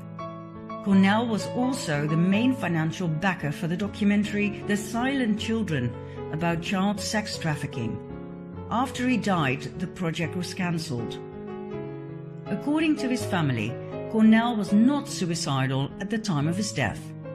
Interesting detail contradicting the suicide theory was the blood on his head and on the ground.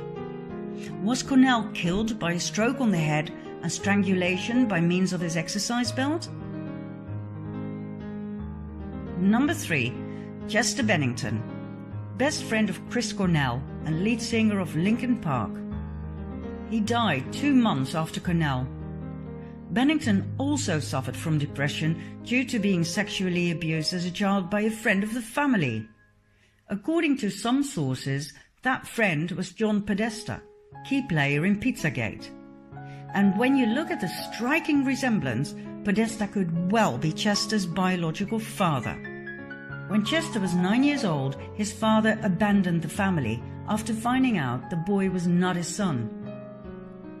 Was Podesta both the pedophile family friend and the biological father of Chester Bennington? Is it a coincidence that the logo of his band looks like a broken version of the young boy lover symbol?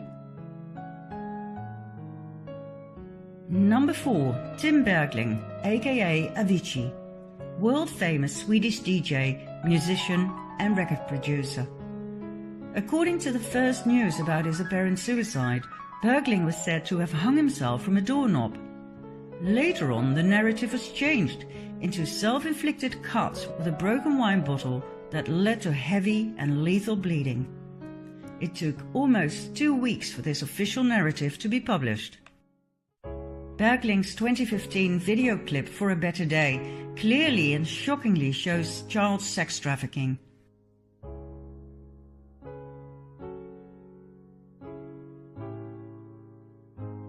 At the end of the video clip, Bergling turns out to play the part of the abused boy, now grown up and ready to take revenge on his abusers. Did he actually experience these horrors in his childhood? Was he murdered for bringing this out into the open? Bergling's family believes he did commit suicide, yet his girlfriend expressed her disbelief. Number 5. Annabelle Nielsen, ex-wife of Nathan Rothschild, who also lost Lorraine Scott through hanging, remember? According to her family, she died of a stroke, but according to friends, she was found hanging by a scarf from a doorknob. Number 6. Aaron Swartz, computer programmer and activist for internet freedom, for which he founded Demand Progress and Reddit. He died after hacking into MIT and JSTOR. Swartz was arrested and charged with computer fraud.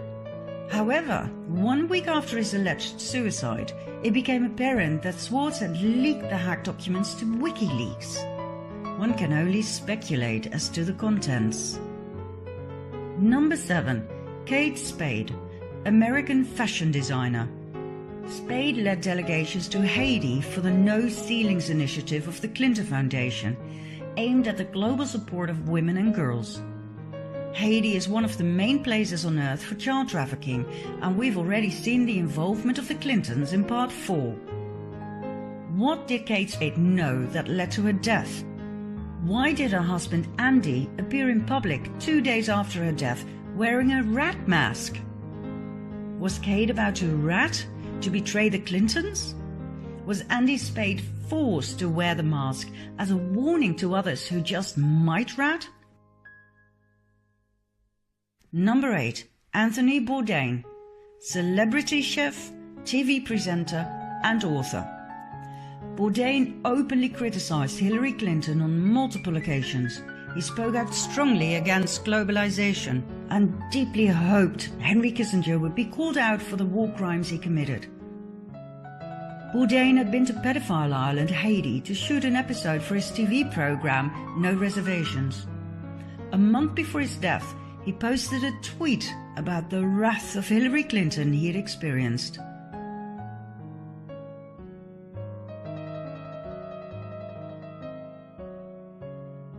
Followed by this one, even more outcalling.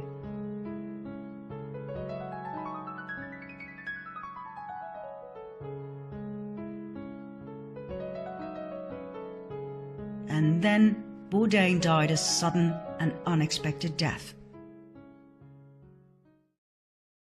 So, what are we dealing with here? The world has obviously gone mad. We've already seen the normalization of pedophilia. Now the elite takes it a level higher, worshipping the devil and normalizing cannibalism. You don't believe me? Watch this.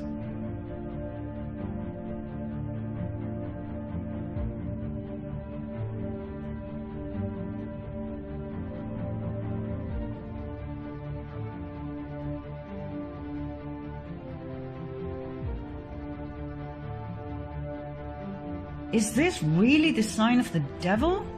Oh yes. Meet Anton LaVey, founder of the Church of Satan, giving the exact same sign. The same Church of Satan Chelsea Clinton is so fond of. The upside-down pentagram containing the horned one, plus the upside-down cross, it's all there.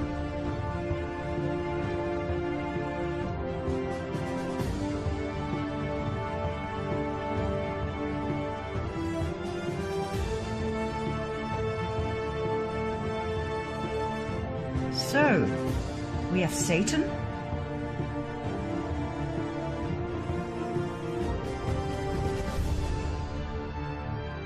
we have blood,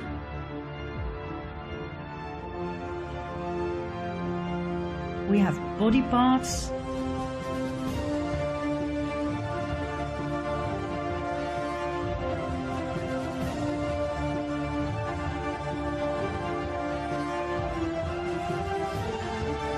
we have cannibalism.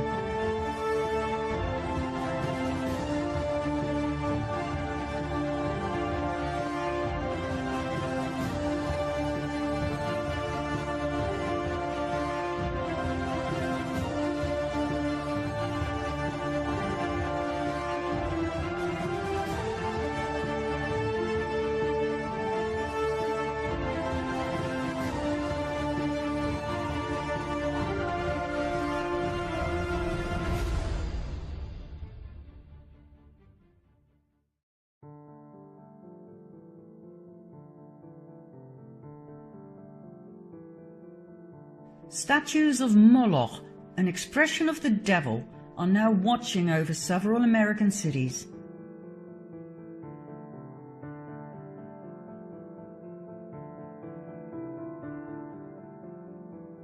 And only recently a new one was placed in Rome.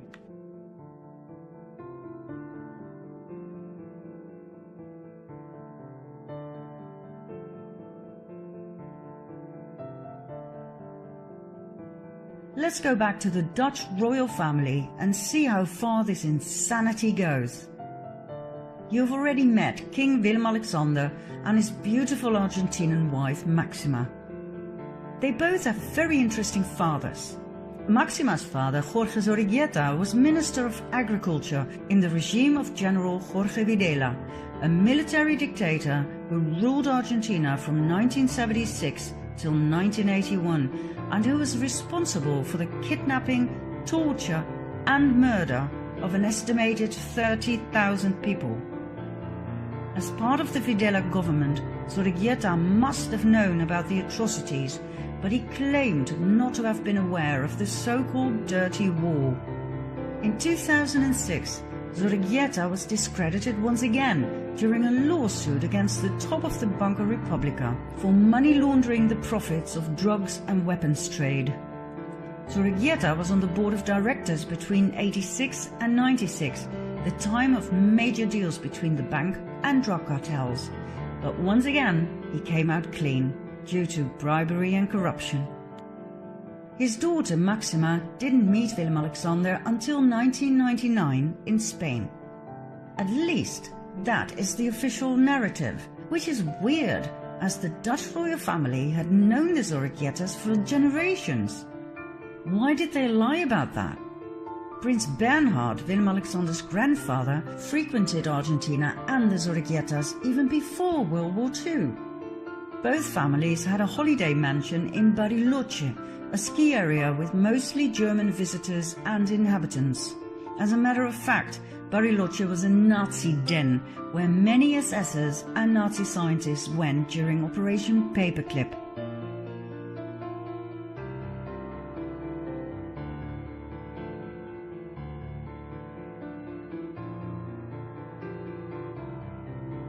I was taught in school that the Nazi leaders were all convicted in the Nuremberg trials, that justice was served. But did you know that only 10 Nazis were hanged and only 7 went to jail? That's it! The big Nuremberg trials, only 17 of them? Did you actually think, like I did, they all got what they deserved? Well, think again. They had way too much knowledge. Most of them were welcomed with open arms. NATO, NASA, they all loved them.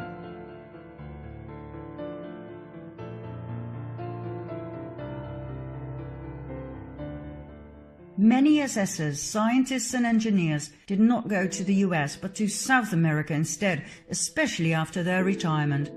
Argentina was very popular among them, especially the inhabitable Patagonia, where they were safe from post-war Nazi hunters. Bariloche was such a place. Big Nazi names such as Erich Priebke, responsible for and actively participating in the killing of 335 Italian men and boys in 1944. Reinhard Kops, SS officer who helped many Nazis escape to Argentina after the war. Josef Mengele, the Angel of Death from Death Camp Auschwitz, where he performed horrific experiments on children. Adolf Eichmann, one of the major organizers of the Holocaust, all lived in Bariloche, later the favorite ski location of the Dutch royal family and the Zorriguetas. Both King Willem-Alexander's father and his grandfather were German. Both were part of the Nazi movement. Klaus von Amsberg, Willem-Alexander's father, was a member of the Hitler Youth.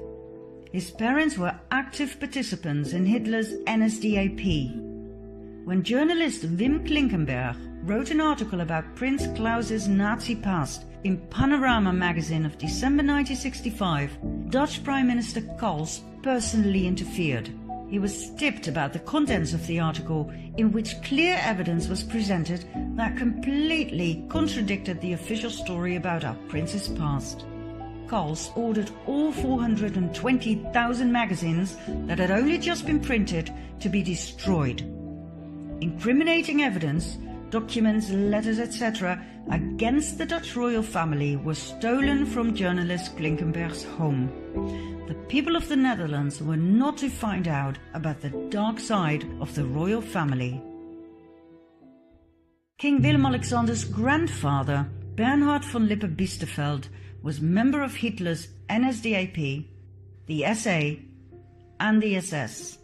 where he served Himmler's elite cavalry, the Equestrian SS.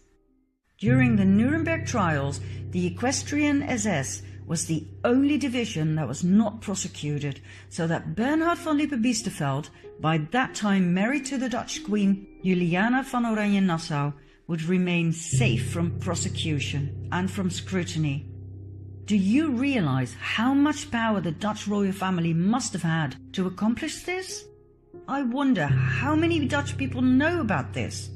I was taught in school that Bernhard was a war hero, that he served the British Secret Service, that he even wanted all 200 Dutch SSers executed at the end of the war. So many lies. At his wedding with Queen Juliana, the orchestra was asked to play the Nazi song of the NSDAP. The director of the orchestra, Peter van Anrooy, refused, as did some of the musicians. But Bernhard made it happen. The song was played, many guests offered the Nazi salute, and the musicians who had been willing to play the song were later rewarded with a medal. During the war, Royal Shell gave millions of tons of crude oil to Hitler for free, a deal set up by Prince Bernhard. The crude oil was used for the Nazi tanks to invade and conquer the Netherlands. The people of the Netherlands were handed over to the Nazis by their royal family. Most Dutch people are completely unaware of this, even though these facts are quite easy to find when you start searching for the truth. We've just never been told. Bernhard was corrupt to the core.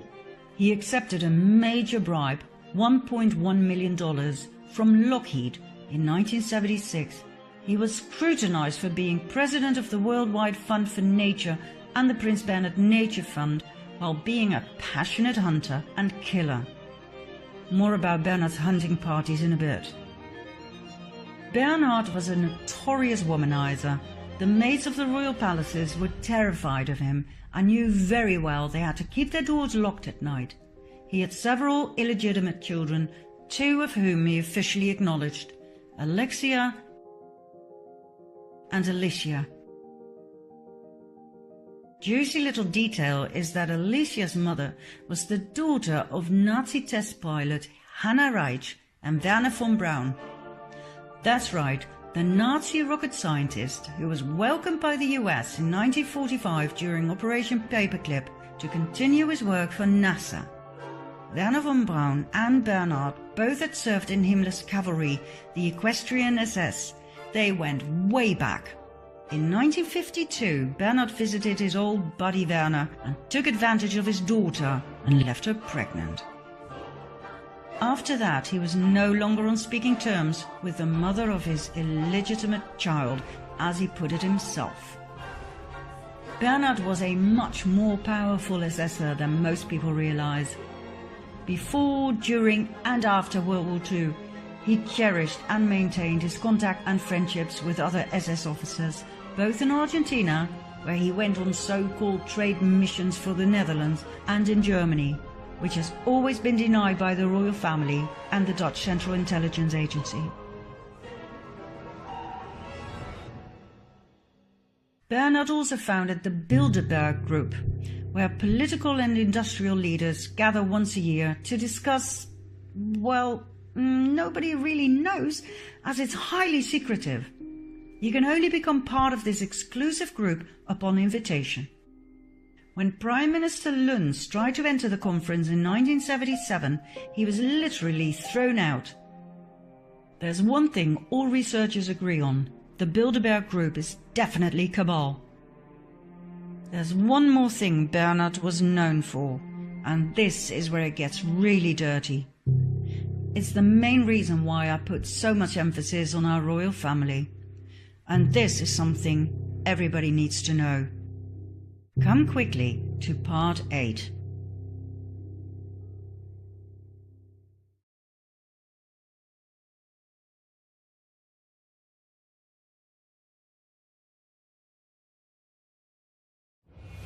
The more I studied the hidden side of the European royal families, the further I fell down the rabbit hole, until I stumbled upon something extremely dark.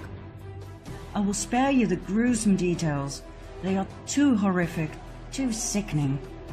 I urge you to do your own research.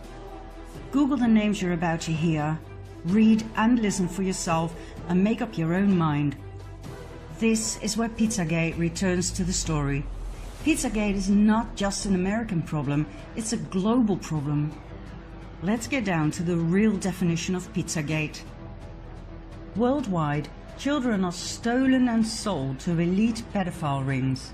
They are tortured, raped and murdered as part of satanic ritual ceremonies. The murderers then drink the children's blood and they eat their flesh. The blood of children who were severely traumatized before they died contains adrenochrome, a natural drug produced by the pineal gland in the brain. Adrenochrome is the highest valued drug in the world. The god these people serve is Satan. It's not a god of love and mercy. Whether or not you believe in the existence of Satan is not relevant. They do. And according to each and every eyewitness who has the guts to step forward, Pizzagate is real. Remember Mel Gibson's statements? He was ousted for not wanting to participate. He witnessed it though, and he is one of the very few who dares to speak about it. Personally, I think it's a miracle that he's still alive. Adrenochrome is real. It is the ultimate drug. This is what you look like when you take it, and this is when you no longer have access to it, thanks to President Trump. There was not as much time between these photos as you may think.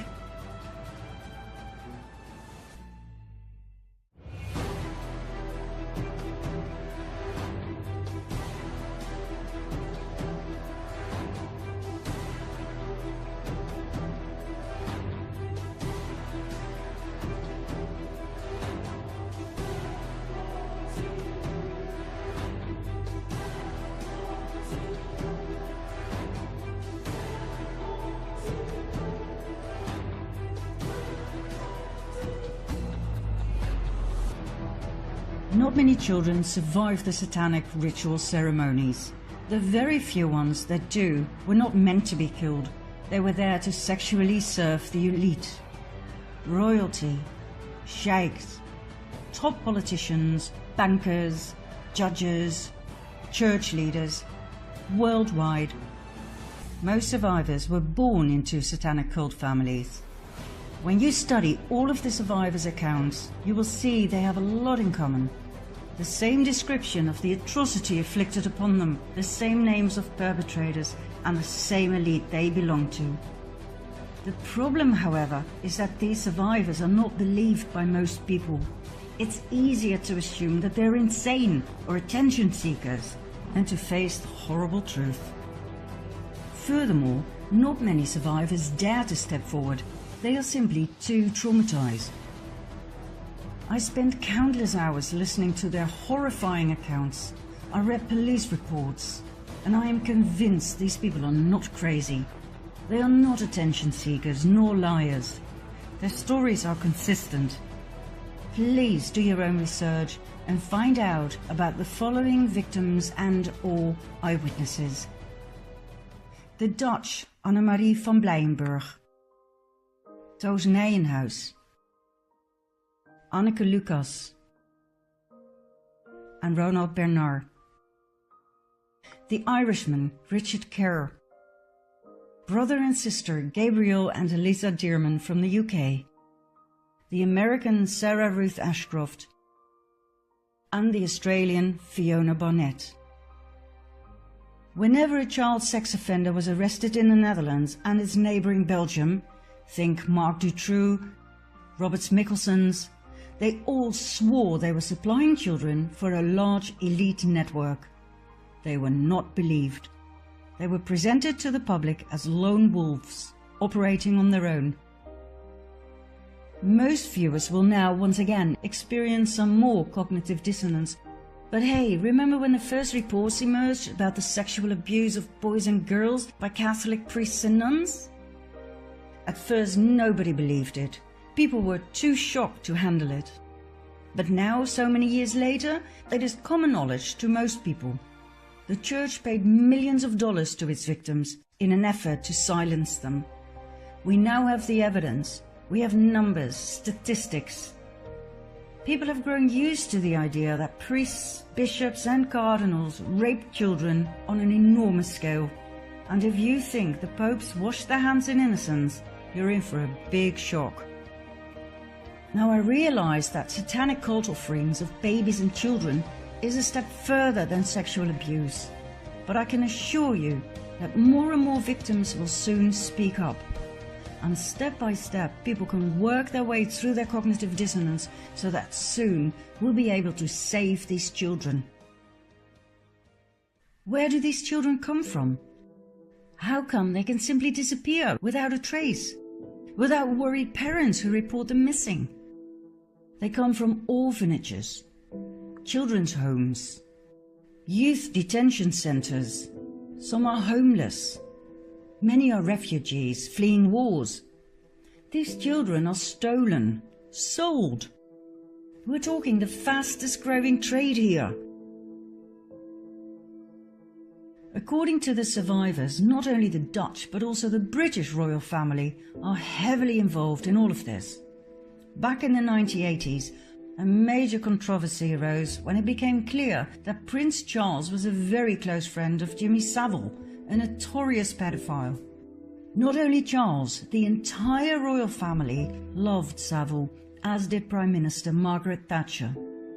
Savile was named by many victims and was said to have been extremely violent and cruel. He was never prosecuted and died a free man.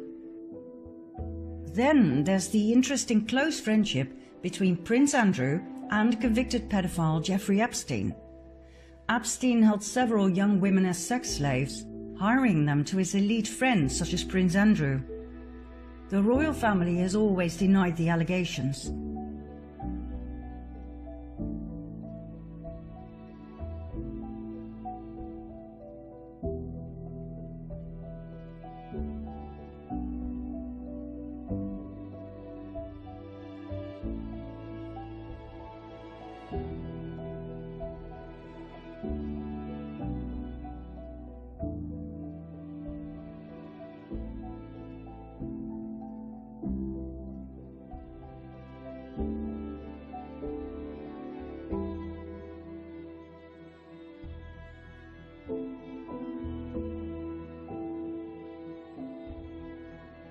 And there's more.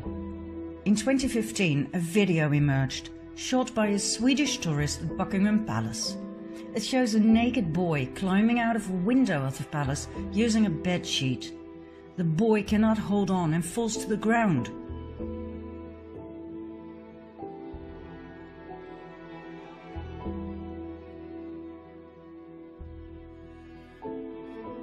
The mainstream media tried their utmost best to debunk the video. Buckingham Palace declined to comment on the video, and the Metropolitan Police said they had no reports of the incident. Now, I don't know what it is with the royal family, but something's definitely weird. Have a look at Prince William's wife Kate, right after giving birth in 2018. Why on earth would she pick a dress that is identical to the one in the horror movie Rosemary's Baby, where Rosemary gives birth to Satan's child? What kind of an insane coincidence is that? According to the satanic ritual abuse survivors, the popes too were and are heavily involved. Pope Francis, Pope Benedict. Like I said, they do not wash their hands in innocence. On the contrary.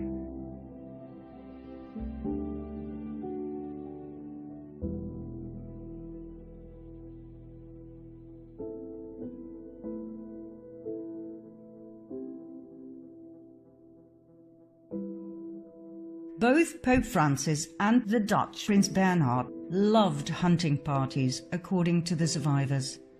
Once again, I will do you the great favour of sparing you the disgusting details, but it boils down to this. The hunting parties took place in secret in forests, most of which belonged to royal estates in several European countries.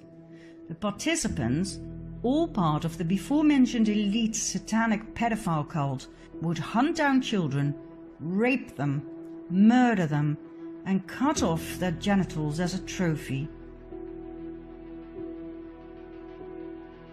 In February 2013, former Pope Benedict Joseph Ratzinger was prosecuted and sentenced by default for crimes against humanity by the International Tribunal into Crimes of Church and State. Ratzinger's crimes included child trafficking and protecting priests who had raped children. Is this why he stepped down, even though being a pope is a nomination for life? Interesting little detail is that lightning struck St. Peter's twice, only moments after his resignation. The same verdict followed for Pope Francis. One accusation was added: complicity in murder in Argentina. Others who were also prosecuted and sentenced for crimes against humanity were the British Queen Elizabeth Windsor and her husband Prince Philip, former Canadian Prime Minister Harper, and 27 other dignitaries. Whether or not this will lead to arrests? Time will tell. For now, both the Pope and the royal family enjoy immunity.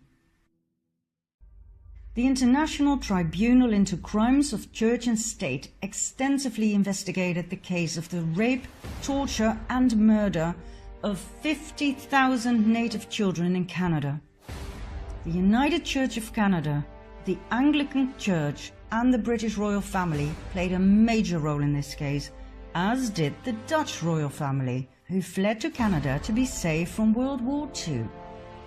As far back as 1942, an investigative journalist of the Canada Gazette thoroughly studied the case and came to the shocking conclusion that 50,000 native children had disappeared from 80 Canadian Indian residential schools, and that 31 mass grave sites have been found inside the school grounds containing the remains of children.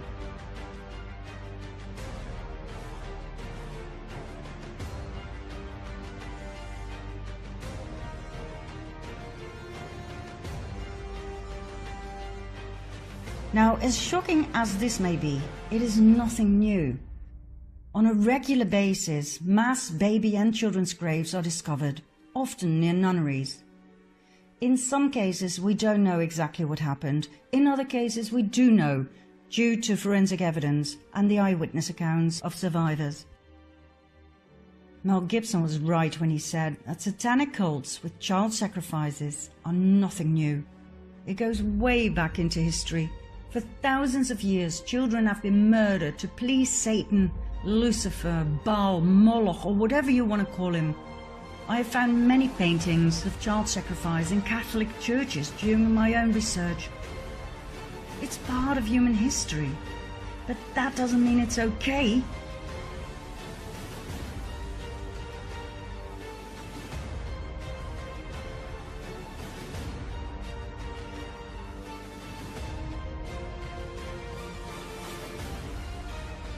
We all know about the Aztecs and the human sacrifices, and we can deal with that, for it's old. But until recently, I was not aware of any of this. I'd never heard about Pizzagate and satanic Luciferian cults with child sacrifice. I thought it belonged to the past, to the Dark Ages. Well, I guess we're still living in the Dark Ages. All of the satanic cults are connected, worldwide. People at the highest level are only at the highest level because they participate. And once you're in for life, through blackmail with pictures and video footage taken in secret. And some don't even need blackmail, they simply thrive on the pain and suffering of others. Some names have been named, others will follow soon. The people will be shocked to the core when this comes out. Let me give you one piece of advice. When the video of Hillary Clinton and her right hand Huma Abedin raping, torturing, mutilating and killing a little girl comes out in the open, do not watch it. You will not sleep again.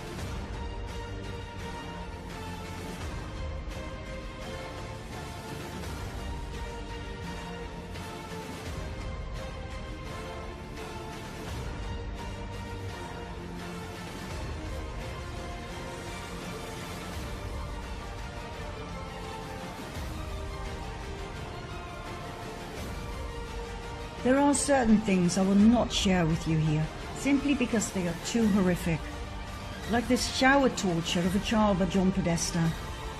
Search and find it for yourself if you like. I wish to wake people up, not traumatize them. The same goes for the red shoes.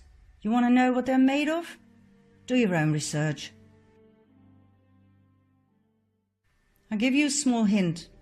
The tradition of red shoes for the elite goes all the way back to the Byzantine tradition, when kings would wear them as symbols of bloody martyrdom.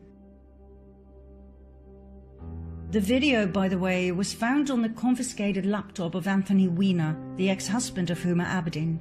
It was stored together with thousands of other files in a folder called Life Insurance. Talk about blackmail. Weiner, by the way, was sentenced to serve 21 months in prison for sending sexual texts to a minor back in 2017. Oh, and the good news is, Weiner's laptop has officially been accepted in court as evidence. I can assure you we'll be hearing a lot more about its contents very soon. Now, what happens when you try to make any of this public? Either your TV career ends right there and then, or you get a heart attack,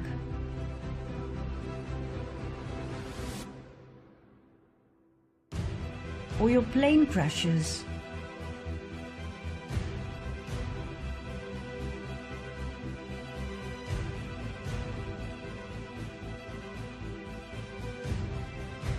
or you end up dead in a hotel room.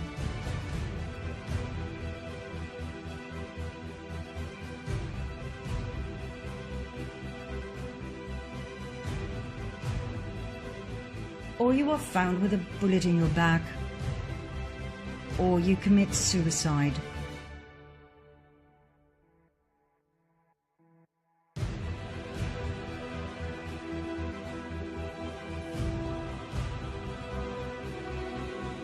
And guess what?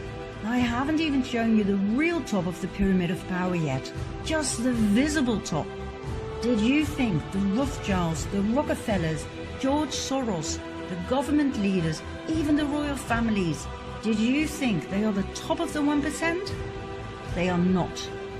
There is a very dark order above them all, making puppets of everybody else, even of kings and queens. Ever heard of the Jesuit order? Did you know that there are 3 popes instead of 1? Ever heard of Agenda 21? Of its sequel, the depopulation program? This is so big, it does not fit in this first documentary. It will form a film of its own, which I promise to present in a very near future. What I wish to give you now is hope. After all of this misery, it's time for some light. And the good news is, there is plenty of that. Come with me, finally, to the good news in parts 9 and 10.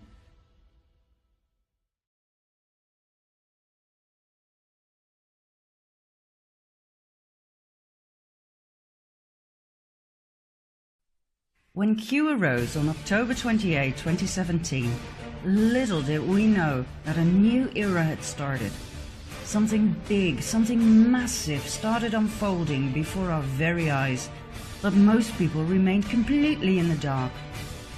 Through the Q drops, hints, clues and questions were planted like seeds, waiting for humanity to be picked up, researched and unraveled. Bit by bit, we, the people, woke up. Using other means than the mainstream media, the QAnons started communicating with each other through Facebook, Twitter and other social media. The same social media that was set up by the Cabal to monitor the people 24/7 were now used to find each other and to spread news and findings. There was no stopping us anymore. People in France went out into the streets in yellow vests, showing President Macron that they no longer complied. What started off with small groups evolved into mass protests. For over a year now, tens of thousands of people have been gathering every Saturday. Not just in France, but in Spain, Germany, the Netherlands, Sweden, Bulgaria, Turkey, Poland, Hungary, Taiwan, Australia, Iraq, Israel. The mainstream media tried to make people believe it was just a fading phenomenon, but the people saw through their lies. George Soros then intervened in his own special way. He paid his people to mingle with the Yellow Vests and start riots. The ever-successful way to discredit a group of protesters with peaceful intentions, make them look like vandals and aggressors. Soros's rats attacked the police, but this strategy didn't work either. His rats were not very smart. They forgot to put on yellow vests, and in the heat of the fight they shouted, "Paris! Paris! Antifa!" Then they forgot who they were supposed to attack, so they went for the yellow vests as well. Macron got scared. He told the French police to strike down the protests with all means necessary. But the police officers took off their helmets in solidarity with the yellow vests. What else could the Cabal do? Use extreme violence. Army forces were deployed. Snipers were put on rooftops to shoot at the yellow vests if necessary. Thousands of people got injured. People died. France is in the middle of a civil war, but the mainstream media remains silent. 23 yellow vests have died for believing in a better world.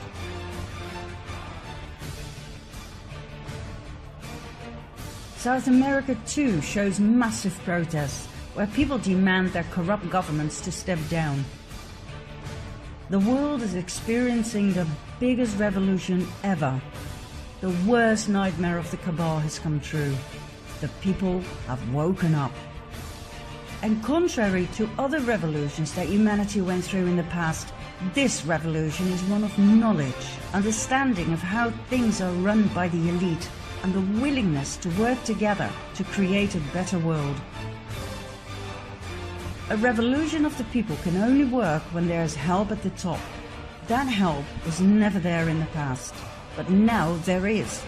That is what makes this revolution different. We have an ally at the top, an ally that we refer to as Q. Q is a group of people, not an individual. The intel Q provides is top level. I believe Q comprises of Donald J. Trump and some of his most loyal army generals. Without the help of the army top, the plan that is unfolding would never stand a chance. But there's more to Q than meets the eye. I am convinced there are some secret components that will be revealed soon.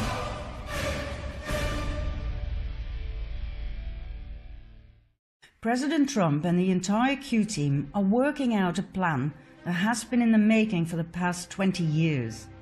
A plan so all-encompassing, it took this long to calculate every step, every move to perfection. Every possible outcome of each and every step was thoroughly mapped out, leading to the next optimal move. We're talking probability calculation at the highest level. How do we know? Because Q made predictions of events that we, the people, could never have foreseen. President Trump gave clues in his speeches that pointed to events that were about to unfold, but most people didn't even notice them.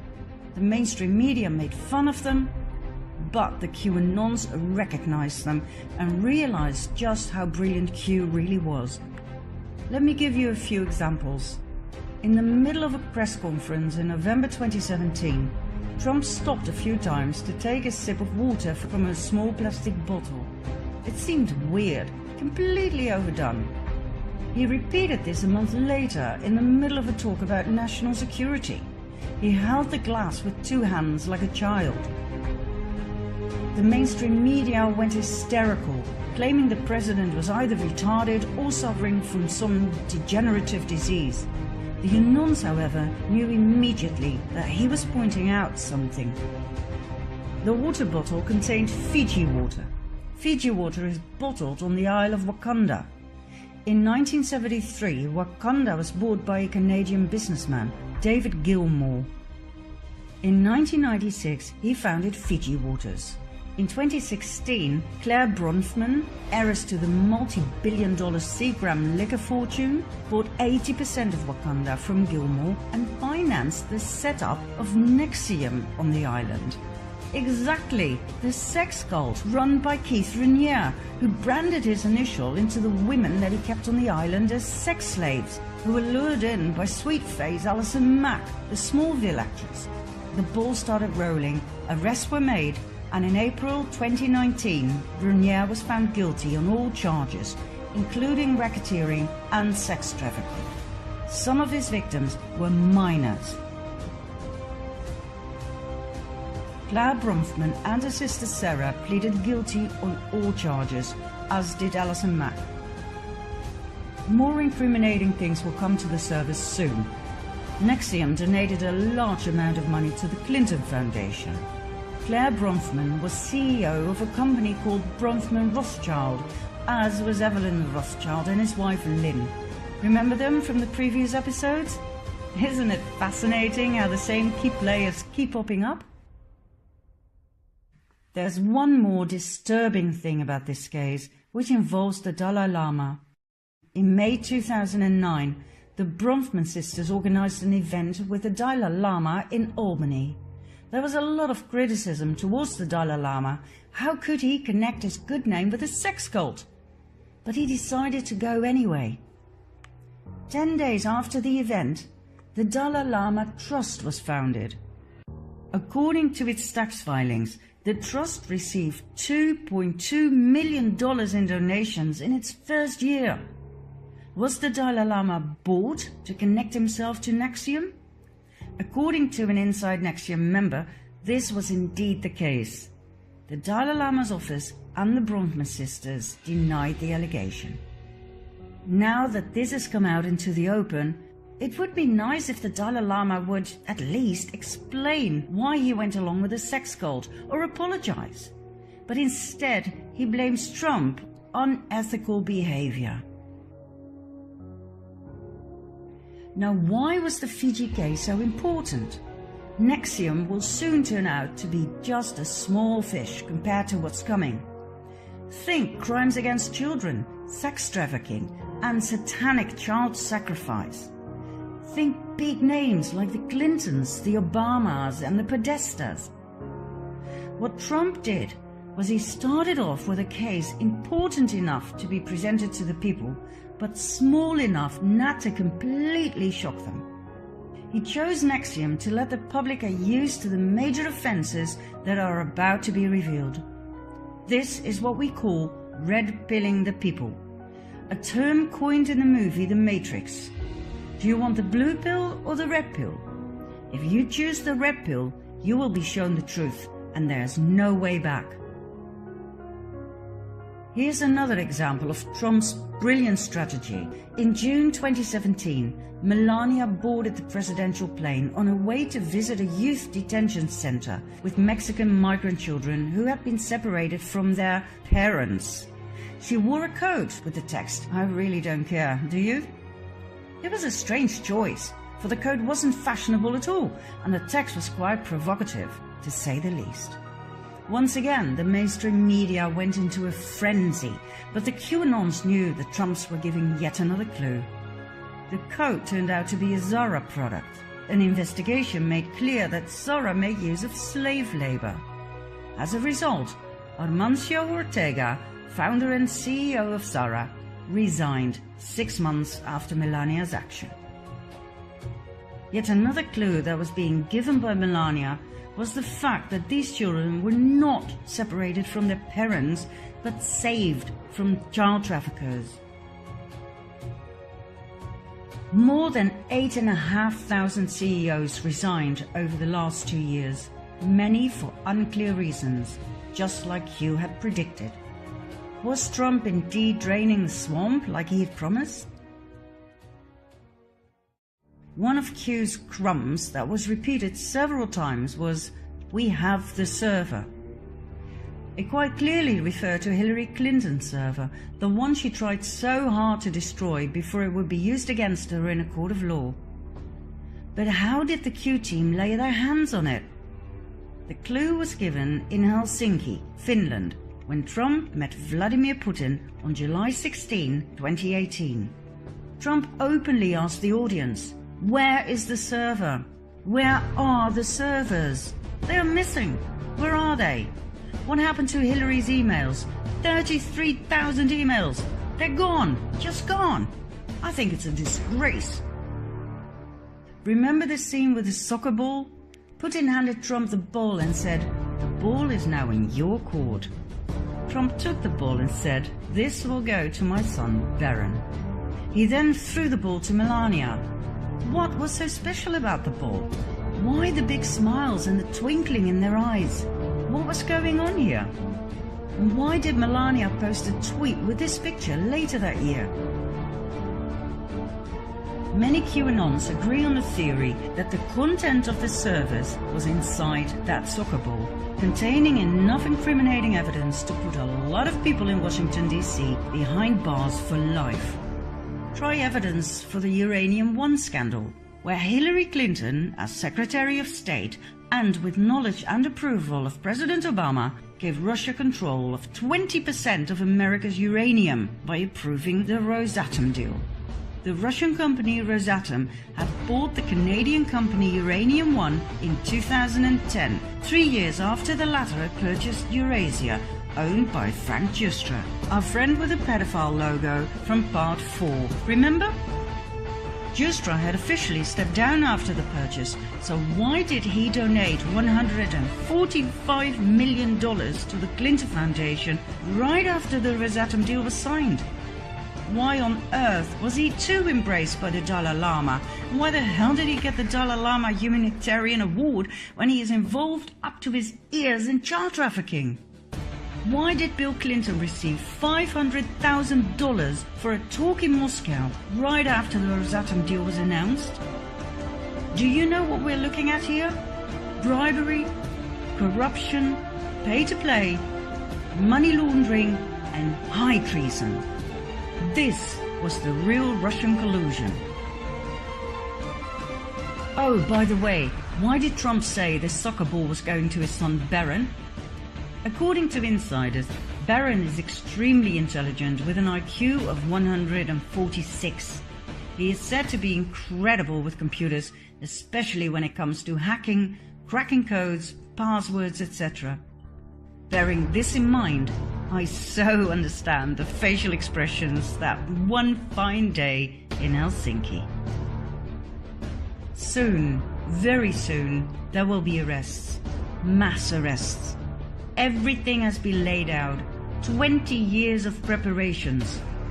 The CIA, FBI, DOJ, NSA, every three-letter agency has been cleared of deep state actors. How can you make arrests when the agencies are corrupted? You cannot.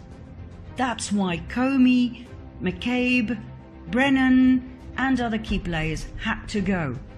That's why some of them suddenly stepped down while others were fired. The stage has been set. The world will be in for a major shock.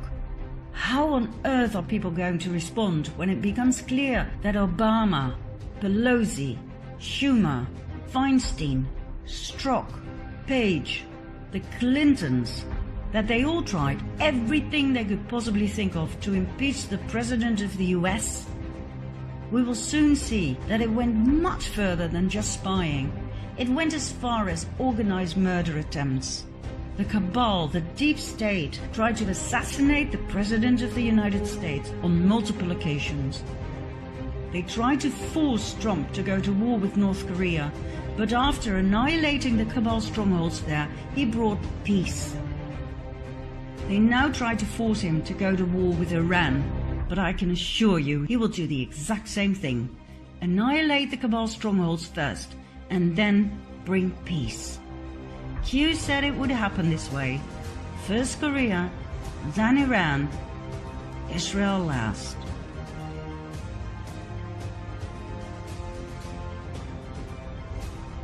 Then there is Obama's high treason. Everything you were told about him by the mainstream media will soon turn out to be false, falsified on purpose. Soon we will be presented with hard evidence concerning his birth certificate, his ties to the Muslim Brotherhood, the extremist party behind ISIS. Pictures such as these will start to surface.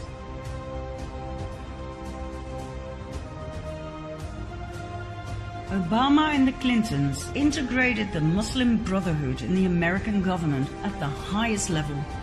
Remember Huma Abedin, Hillary's right hand? Her parents were directly connected to the Muslim Brotherhood, as is her brother. Where do you think that leaves her? Remember John McCain? What was he doing in Iraq with the ISIS top 4? Why did Trump say they caught the 5 most wanted ISIS leaders? Not 4, 5. Did you notice something weird about the flag on his coffin? It was wrinkled. Only traitors get wrinkled flags. It was a code. High treason, death penalty. Did you really believe he died of cancer? Do you still believe Osama bin Laden was the enemy? That he was responsible for 9/11? That he set up Al-Qaeda? He was a CIA agent before he became the enemy. His American name was Tim Osman. Osama Osman. Did you hear about Team 6? The Navy SEALs who killed him? They all died 3 months later when the helicopter crashed. No eyewitnesses who might once tell the tale of what really happened. We've been lied to on a scale we cannot fathom just yet. History books will have to be rewritten. America was sold to the highest bidder by Obama, the Clintons, and the Bushes. Do you realize the state of shock people are going to be in when the truth finally hits the surface? Do you understand why Guantanamo Bay has been fully upgraded and expanded? Do you have any idea how many sealed indictments there are waiting for the perfect moment to be unsealed so that arrests can be made? More than 100,000. Many will be prosecuted for treason, some for high treason. High treason means capital punishment, death penalty. There will be chaos and shock, but there will be guidance from totally unexpected mystery guests. This moment in time is one that will make history, one that is unprecedented in the history of mankind. Do you think I'm exaggerating? Find out in our final part, number 10.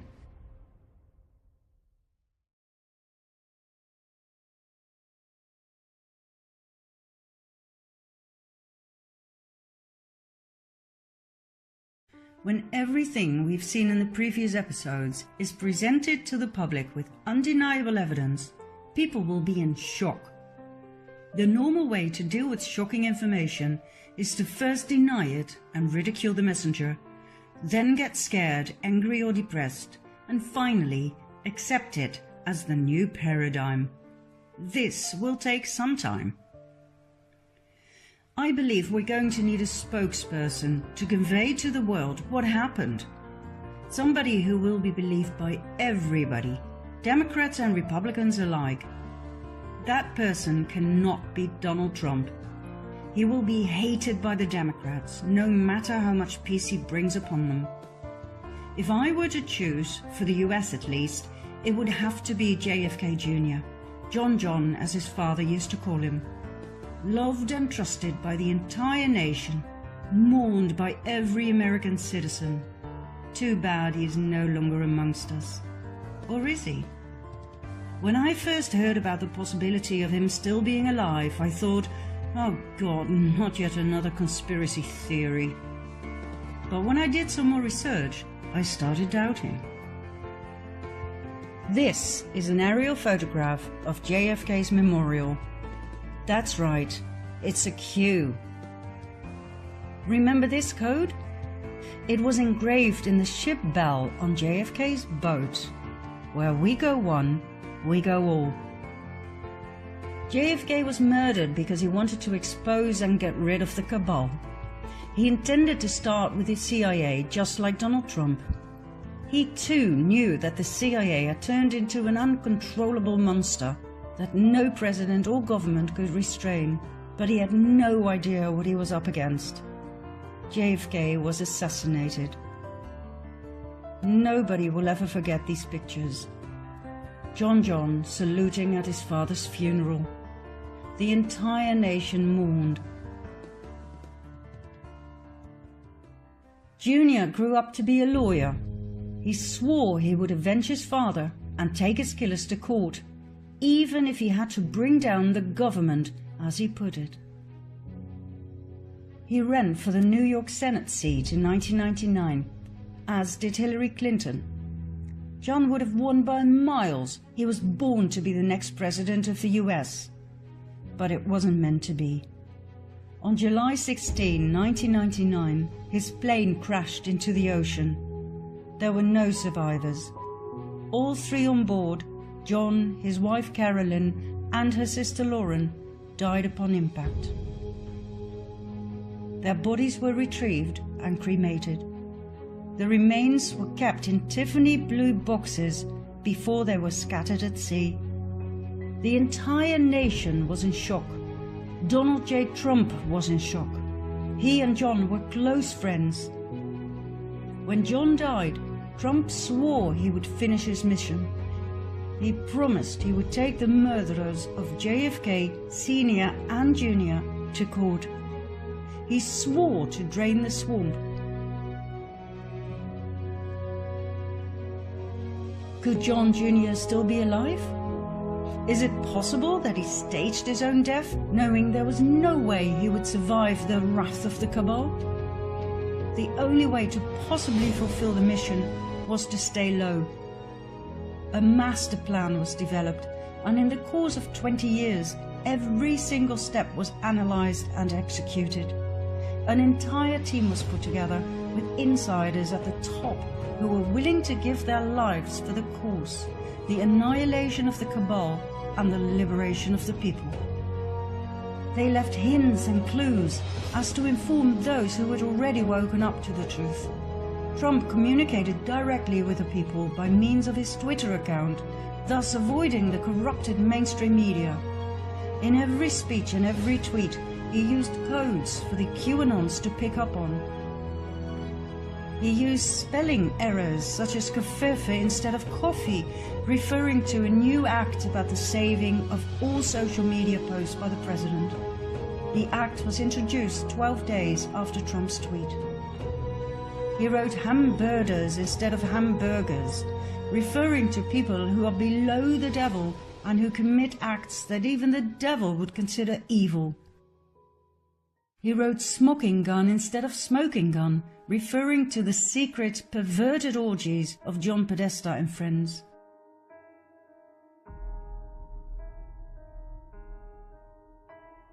Trump's clumsy behavior showed his victory over cabal key players. Every move, every so-called error, every little detail was important. Everything was a communication with the people. Remember when Donald and Melania Trump were welcomed by the Obamas at the White House on day one of Trump's presidency? Remember the gift Melania gave to Michelle, the Tiffany blue box? What does that remind you of? Remember the Tiffany blue coat Melania was wearing? So many references to JFK, Sr. and Jr.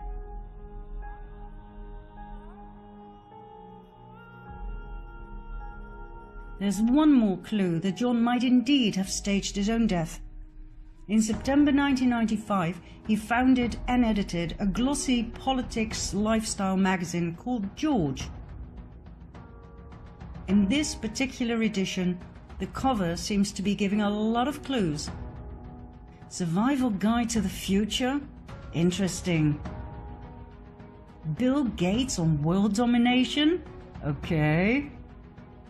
Hillary Clinton, Indictment Day. Will Hillary get busted? Wow! The lady reappears in the editing room. In the background, there she is.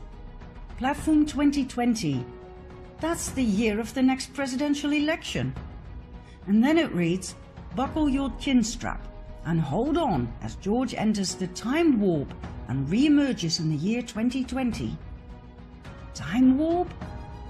Is this John communicating that he will reappear in 2020? If John is alive, would he show himself to the public from time to time? Disguised, of course, yet clear enough for the Anons to see? Meet Vincent Fusca, presented to the public as a Trump enthusiast and volunteer at the Trump rallies. Now I know, he's not the spitting image of John Jr. Different nose, different mouth, not quite as handsome. But hey, if they can make Eddie Murphy look like this, everything is possible, right? Bear that in mind. Vincent Fusca does not seem to have a past. No old pictures, no family tree, nothing. He suddenly appeared. His name means Conqueror of the Dark. He often wears a fedora hat, very similar to JFK Sr. And this I find interesting. His nose changes. Sometimes it's bigger than John's, sometimes it's not. Now I can understand why John would change his appearance slightly from time to time as to give hints to the QAnons. But why would a Trump fan do such a thing? Then there's the mystery lady in the audience, always close to Fusca. My, doesn't that big smile look familiar? What about Lauren, Carolyn's sister? The two were very close. Maybe Carolyn didn't want to disappear without her? Maybe she was informed on the plan? And maybe she decided to join them and stay low as well? Could this be Carolyn, presented as Fusca's colleague at the rallies? When Q was asked, is JFK Jr. alive? The answer was no. But when Senior dies, Junior no longer is Junior. The question should have been, is JFK alive?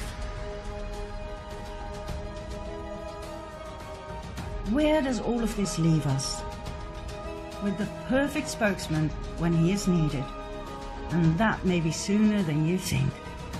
As soon as the FISA documents are released, the sealed indictments are unsealed and the arrests are made, that's when I expect him to step forward.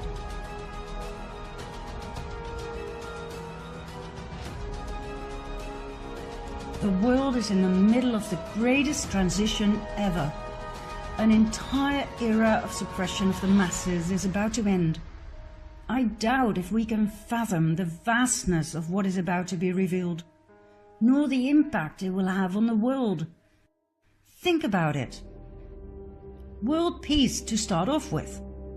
That's literally what Trump said to a reporter who asked if he'd be nominated for the Nobel Peace Prize.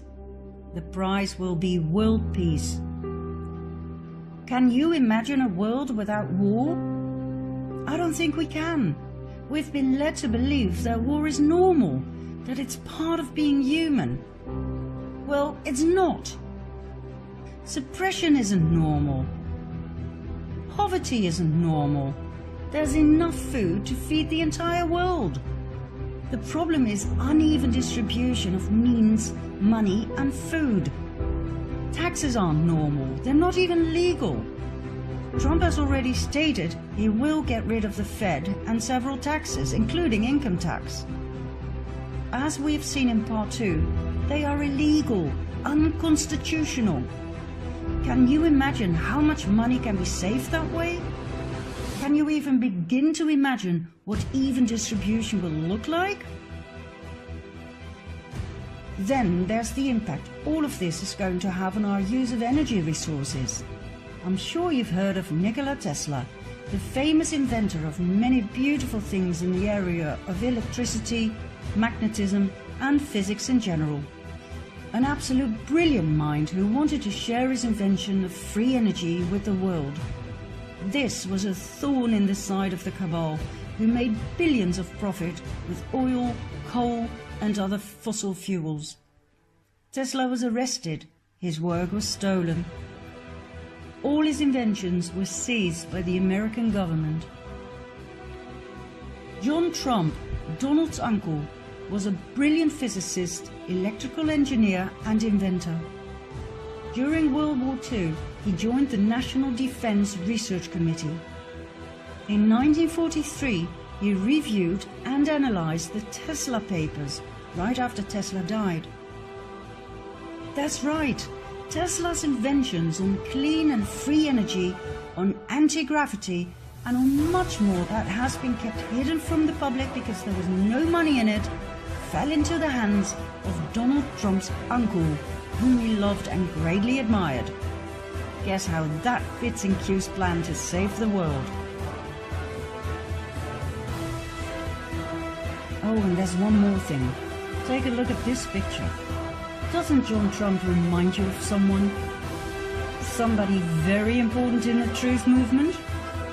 Julian Assange. Could he be John Trump's son? Donald Trump's cousin?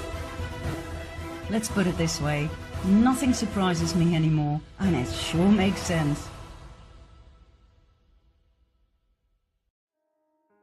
And bearing in mind all the magnificent inventions of both Nikola Tesla and John Trump, I wouldn't be surprised either if they had invented a time machine. After all, if you can bend space, which was definitely within the reach of Tesla, then you can change time. If quantum physics is correct, if you can really jump from one timeline to another parallel one, you can time travel, change certain things and go back without people noticing a thing. Unless you leave clues behind, like a magazine that seems totally out of place. Like Q predictions of specific outcomes that could impossibly have been foretold, not even with the use of quantum probability theory. Is that how Q works?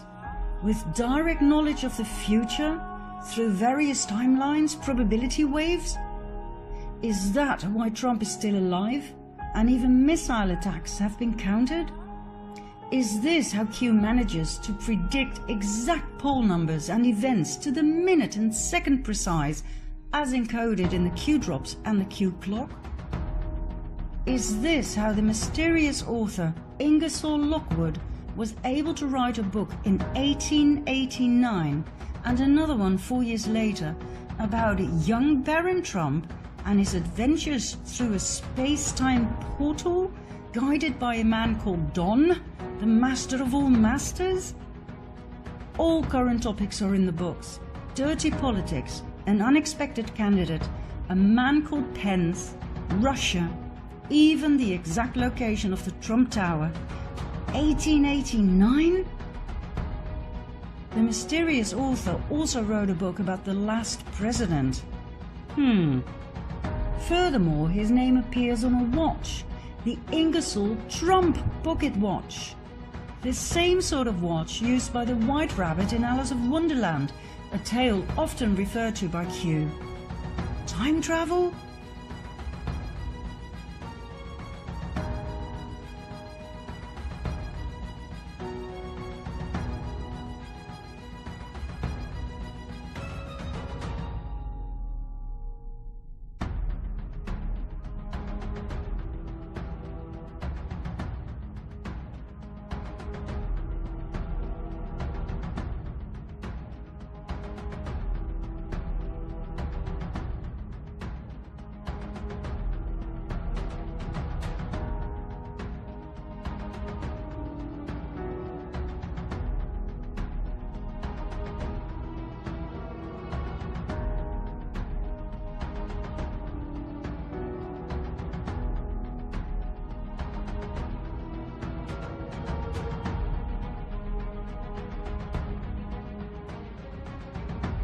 The world as we know it is about to end.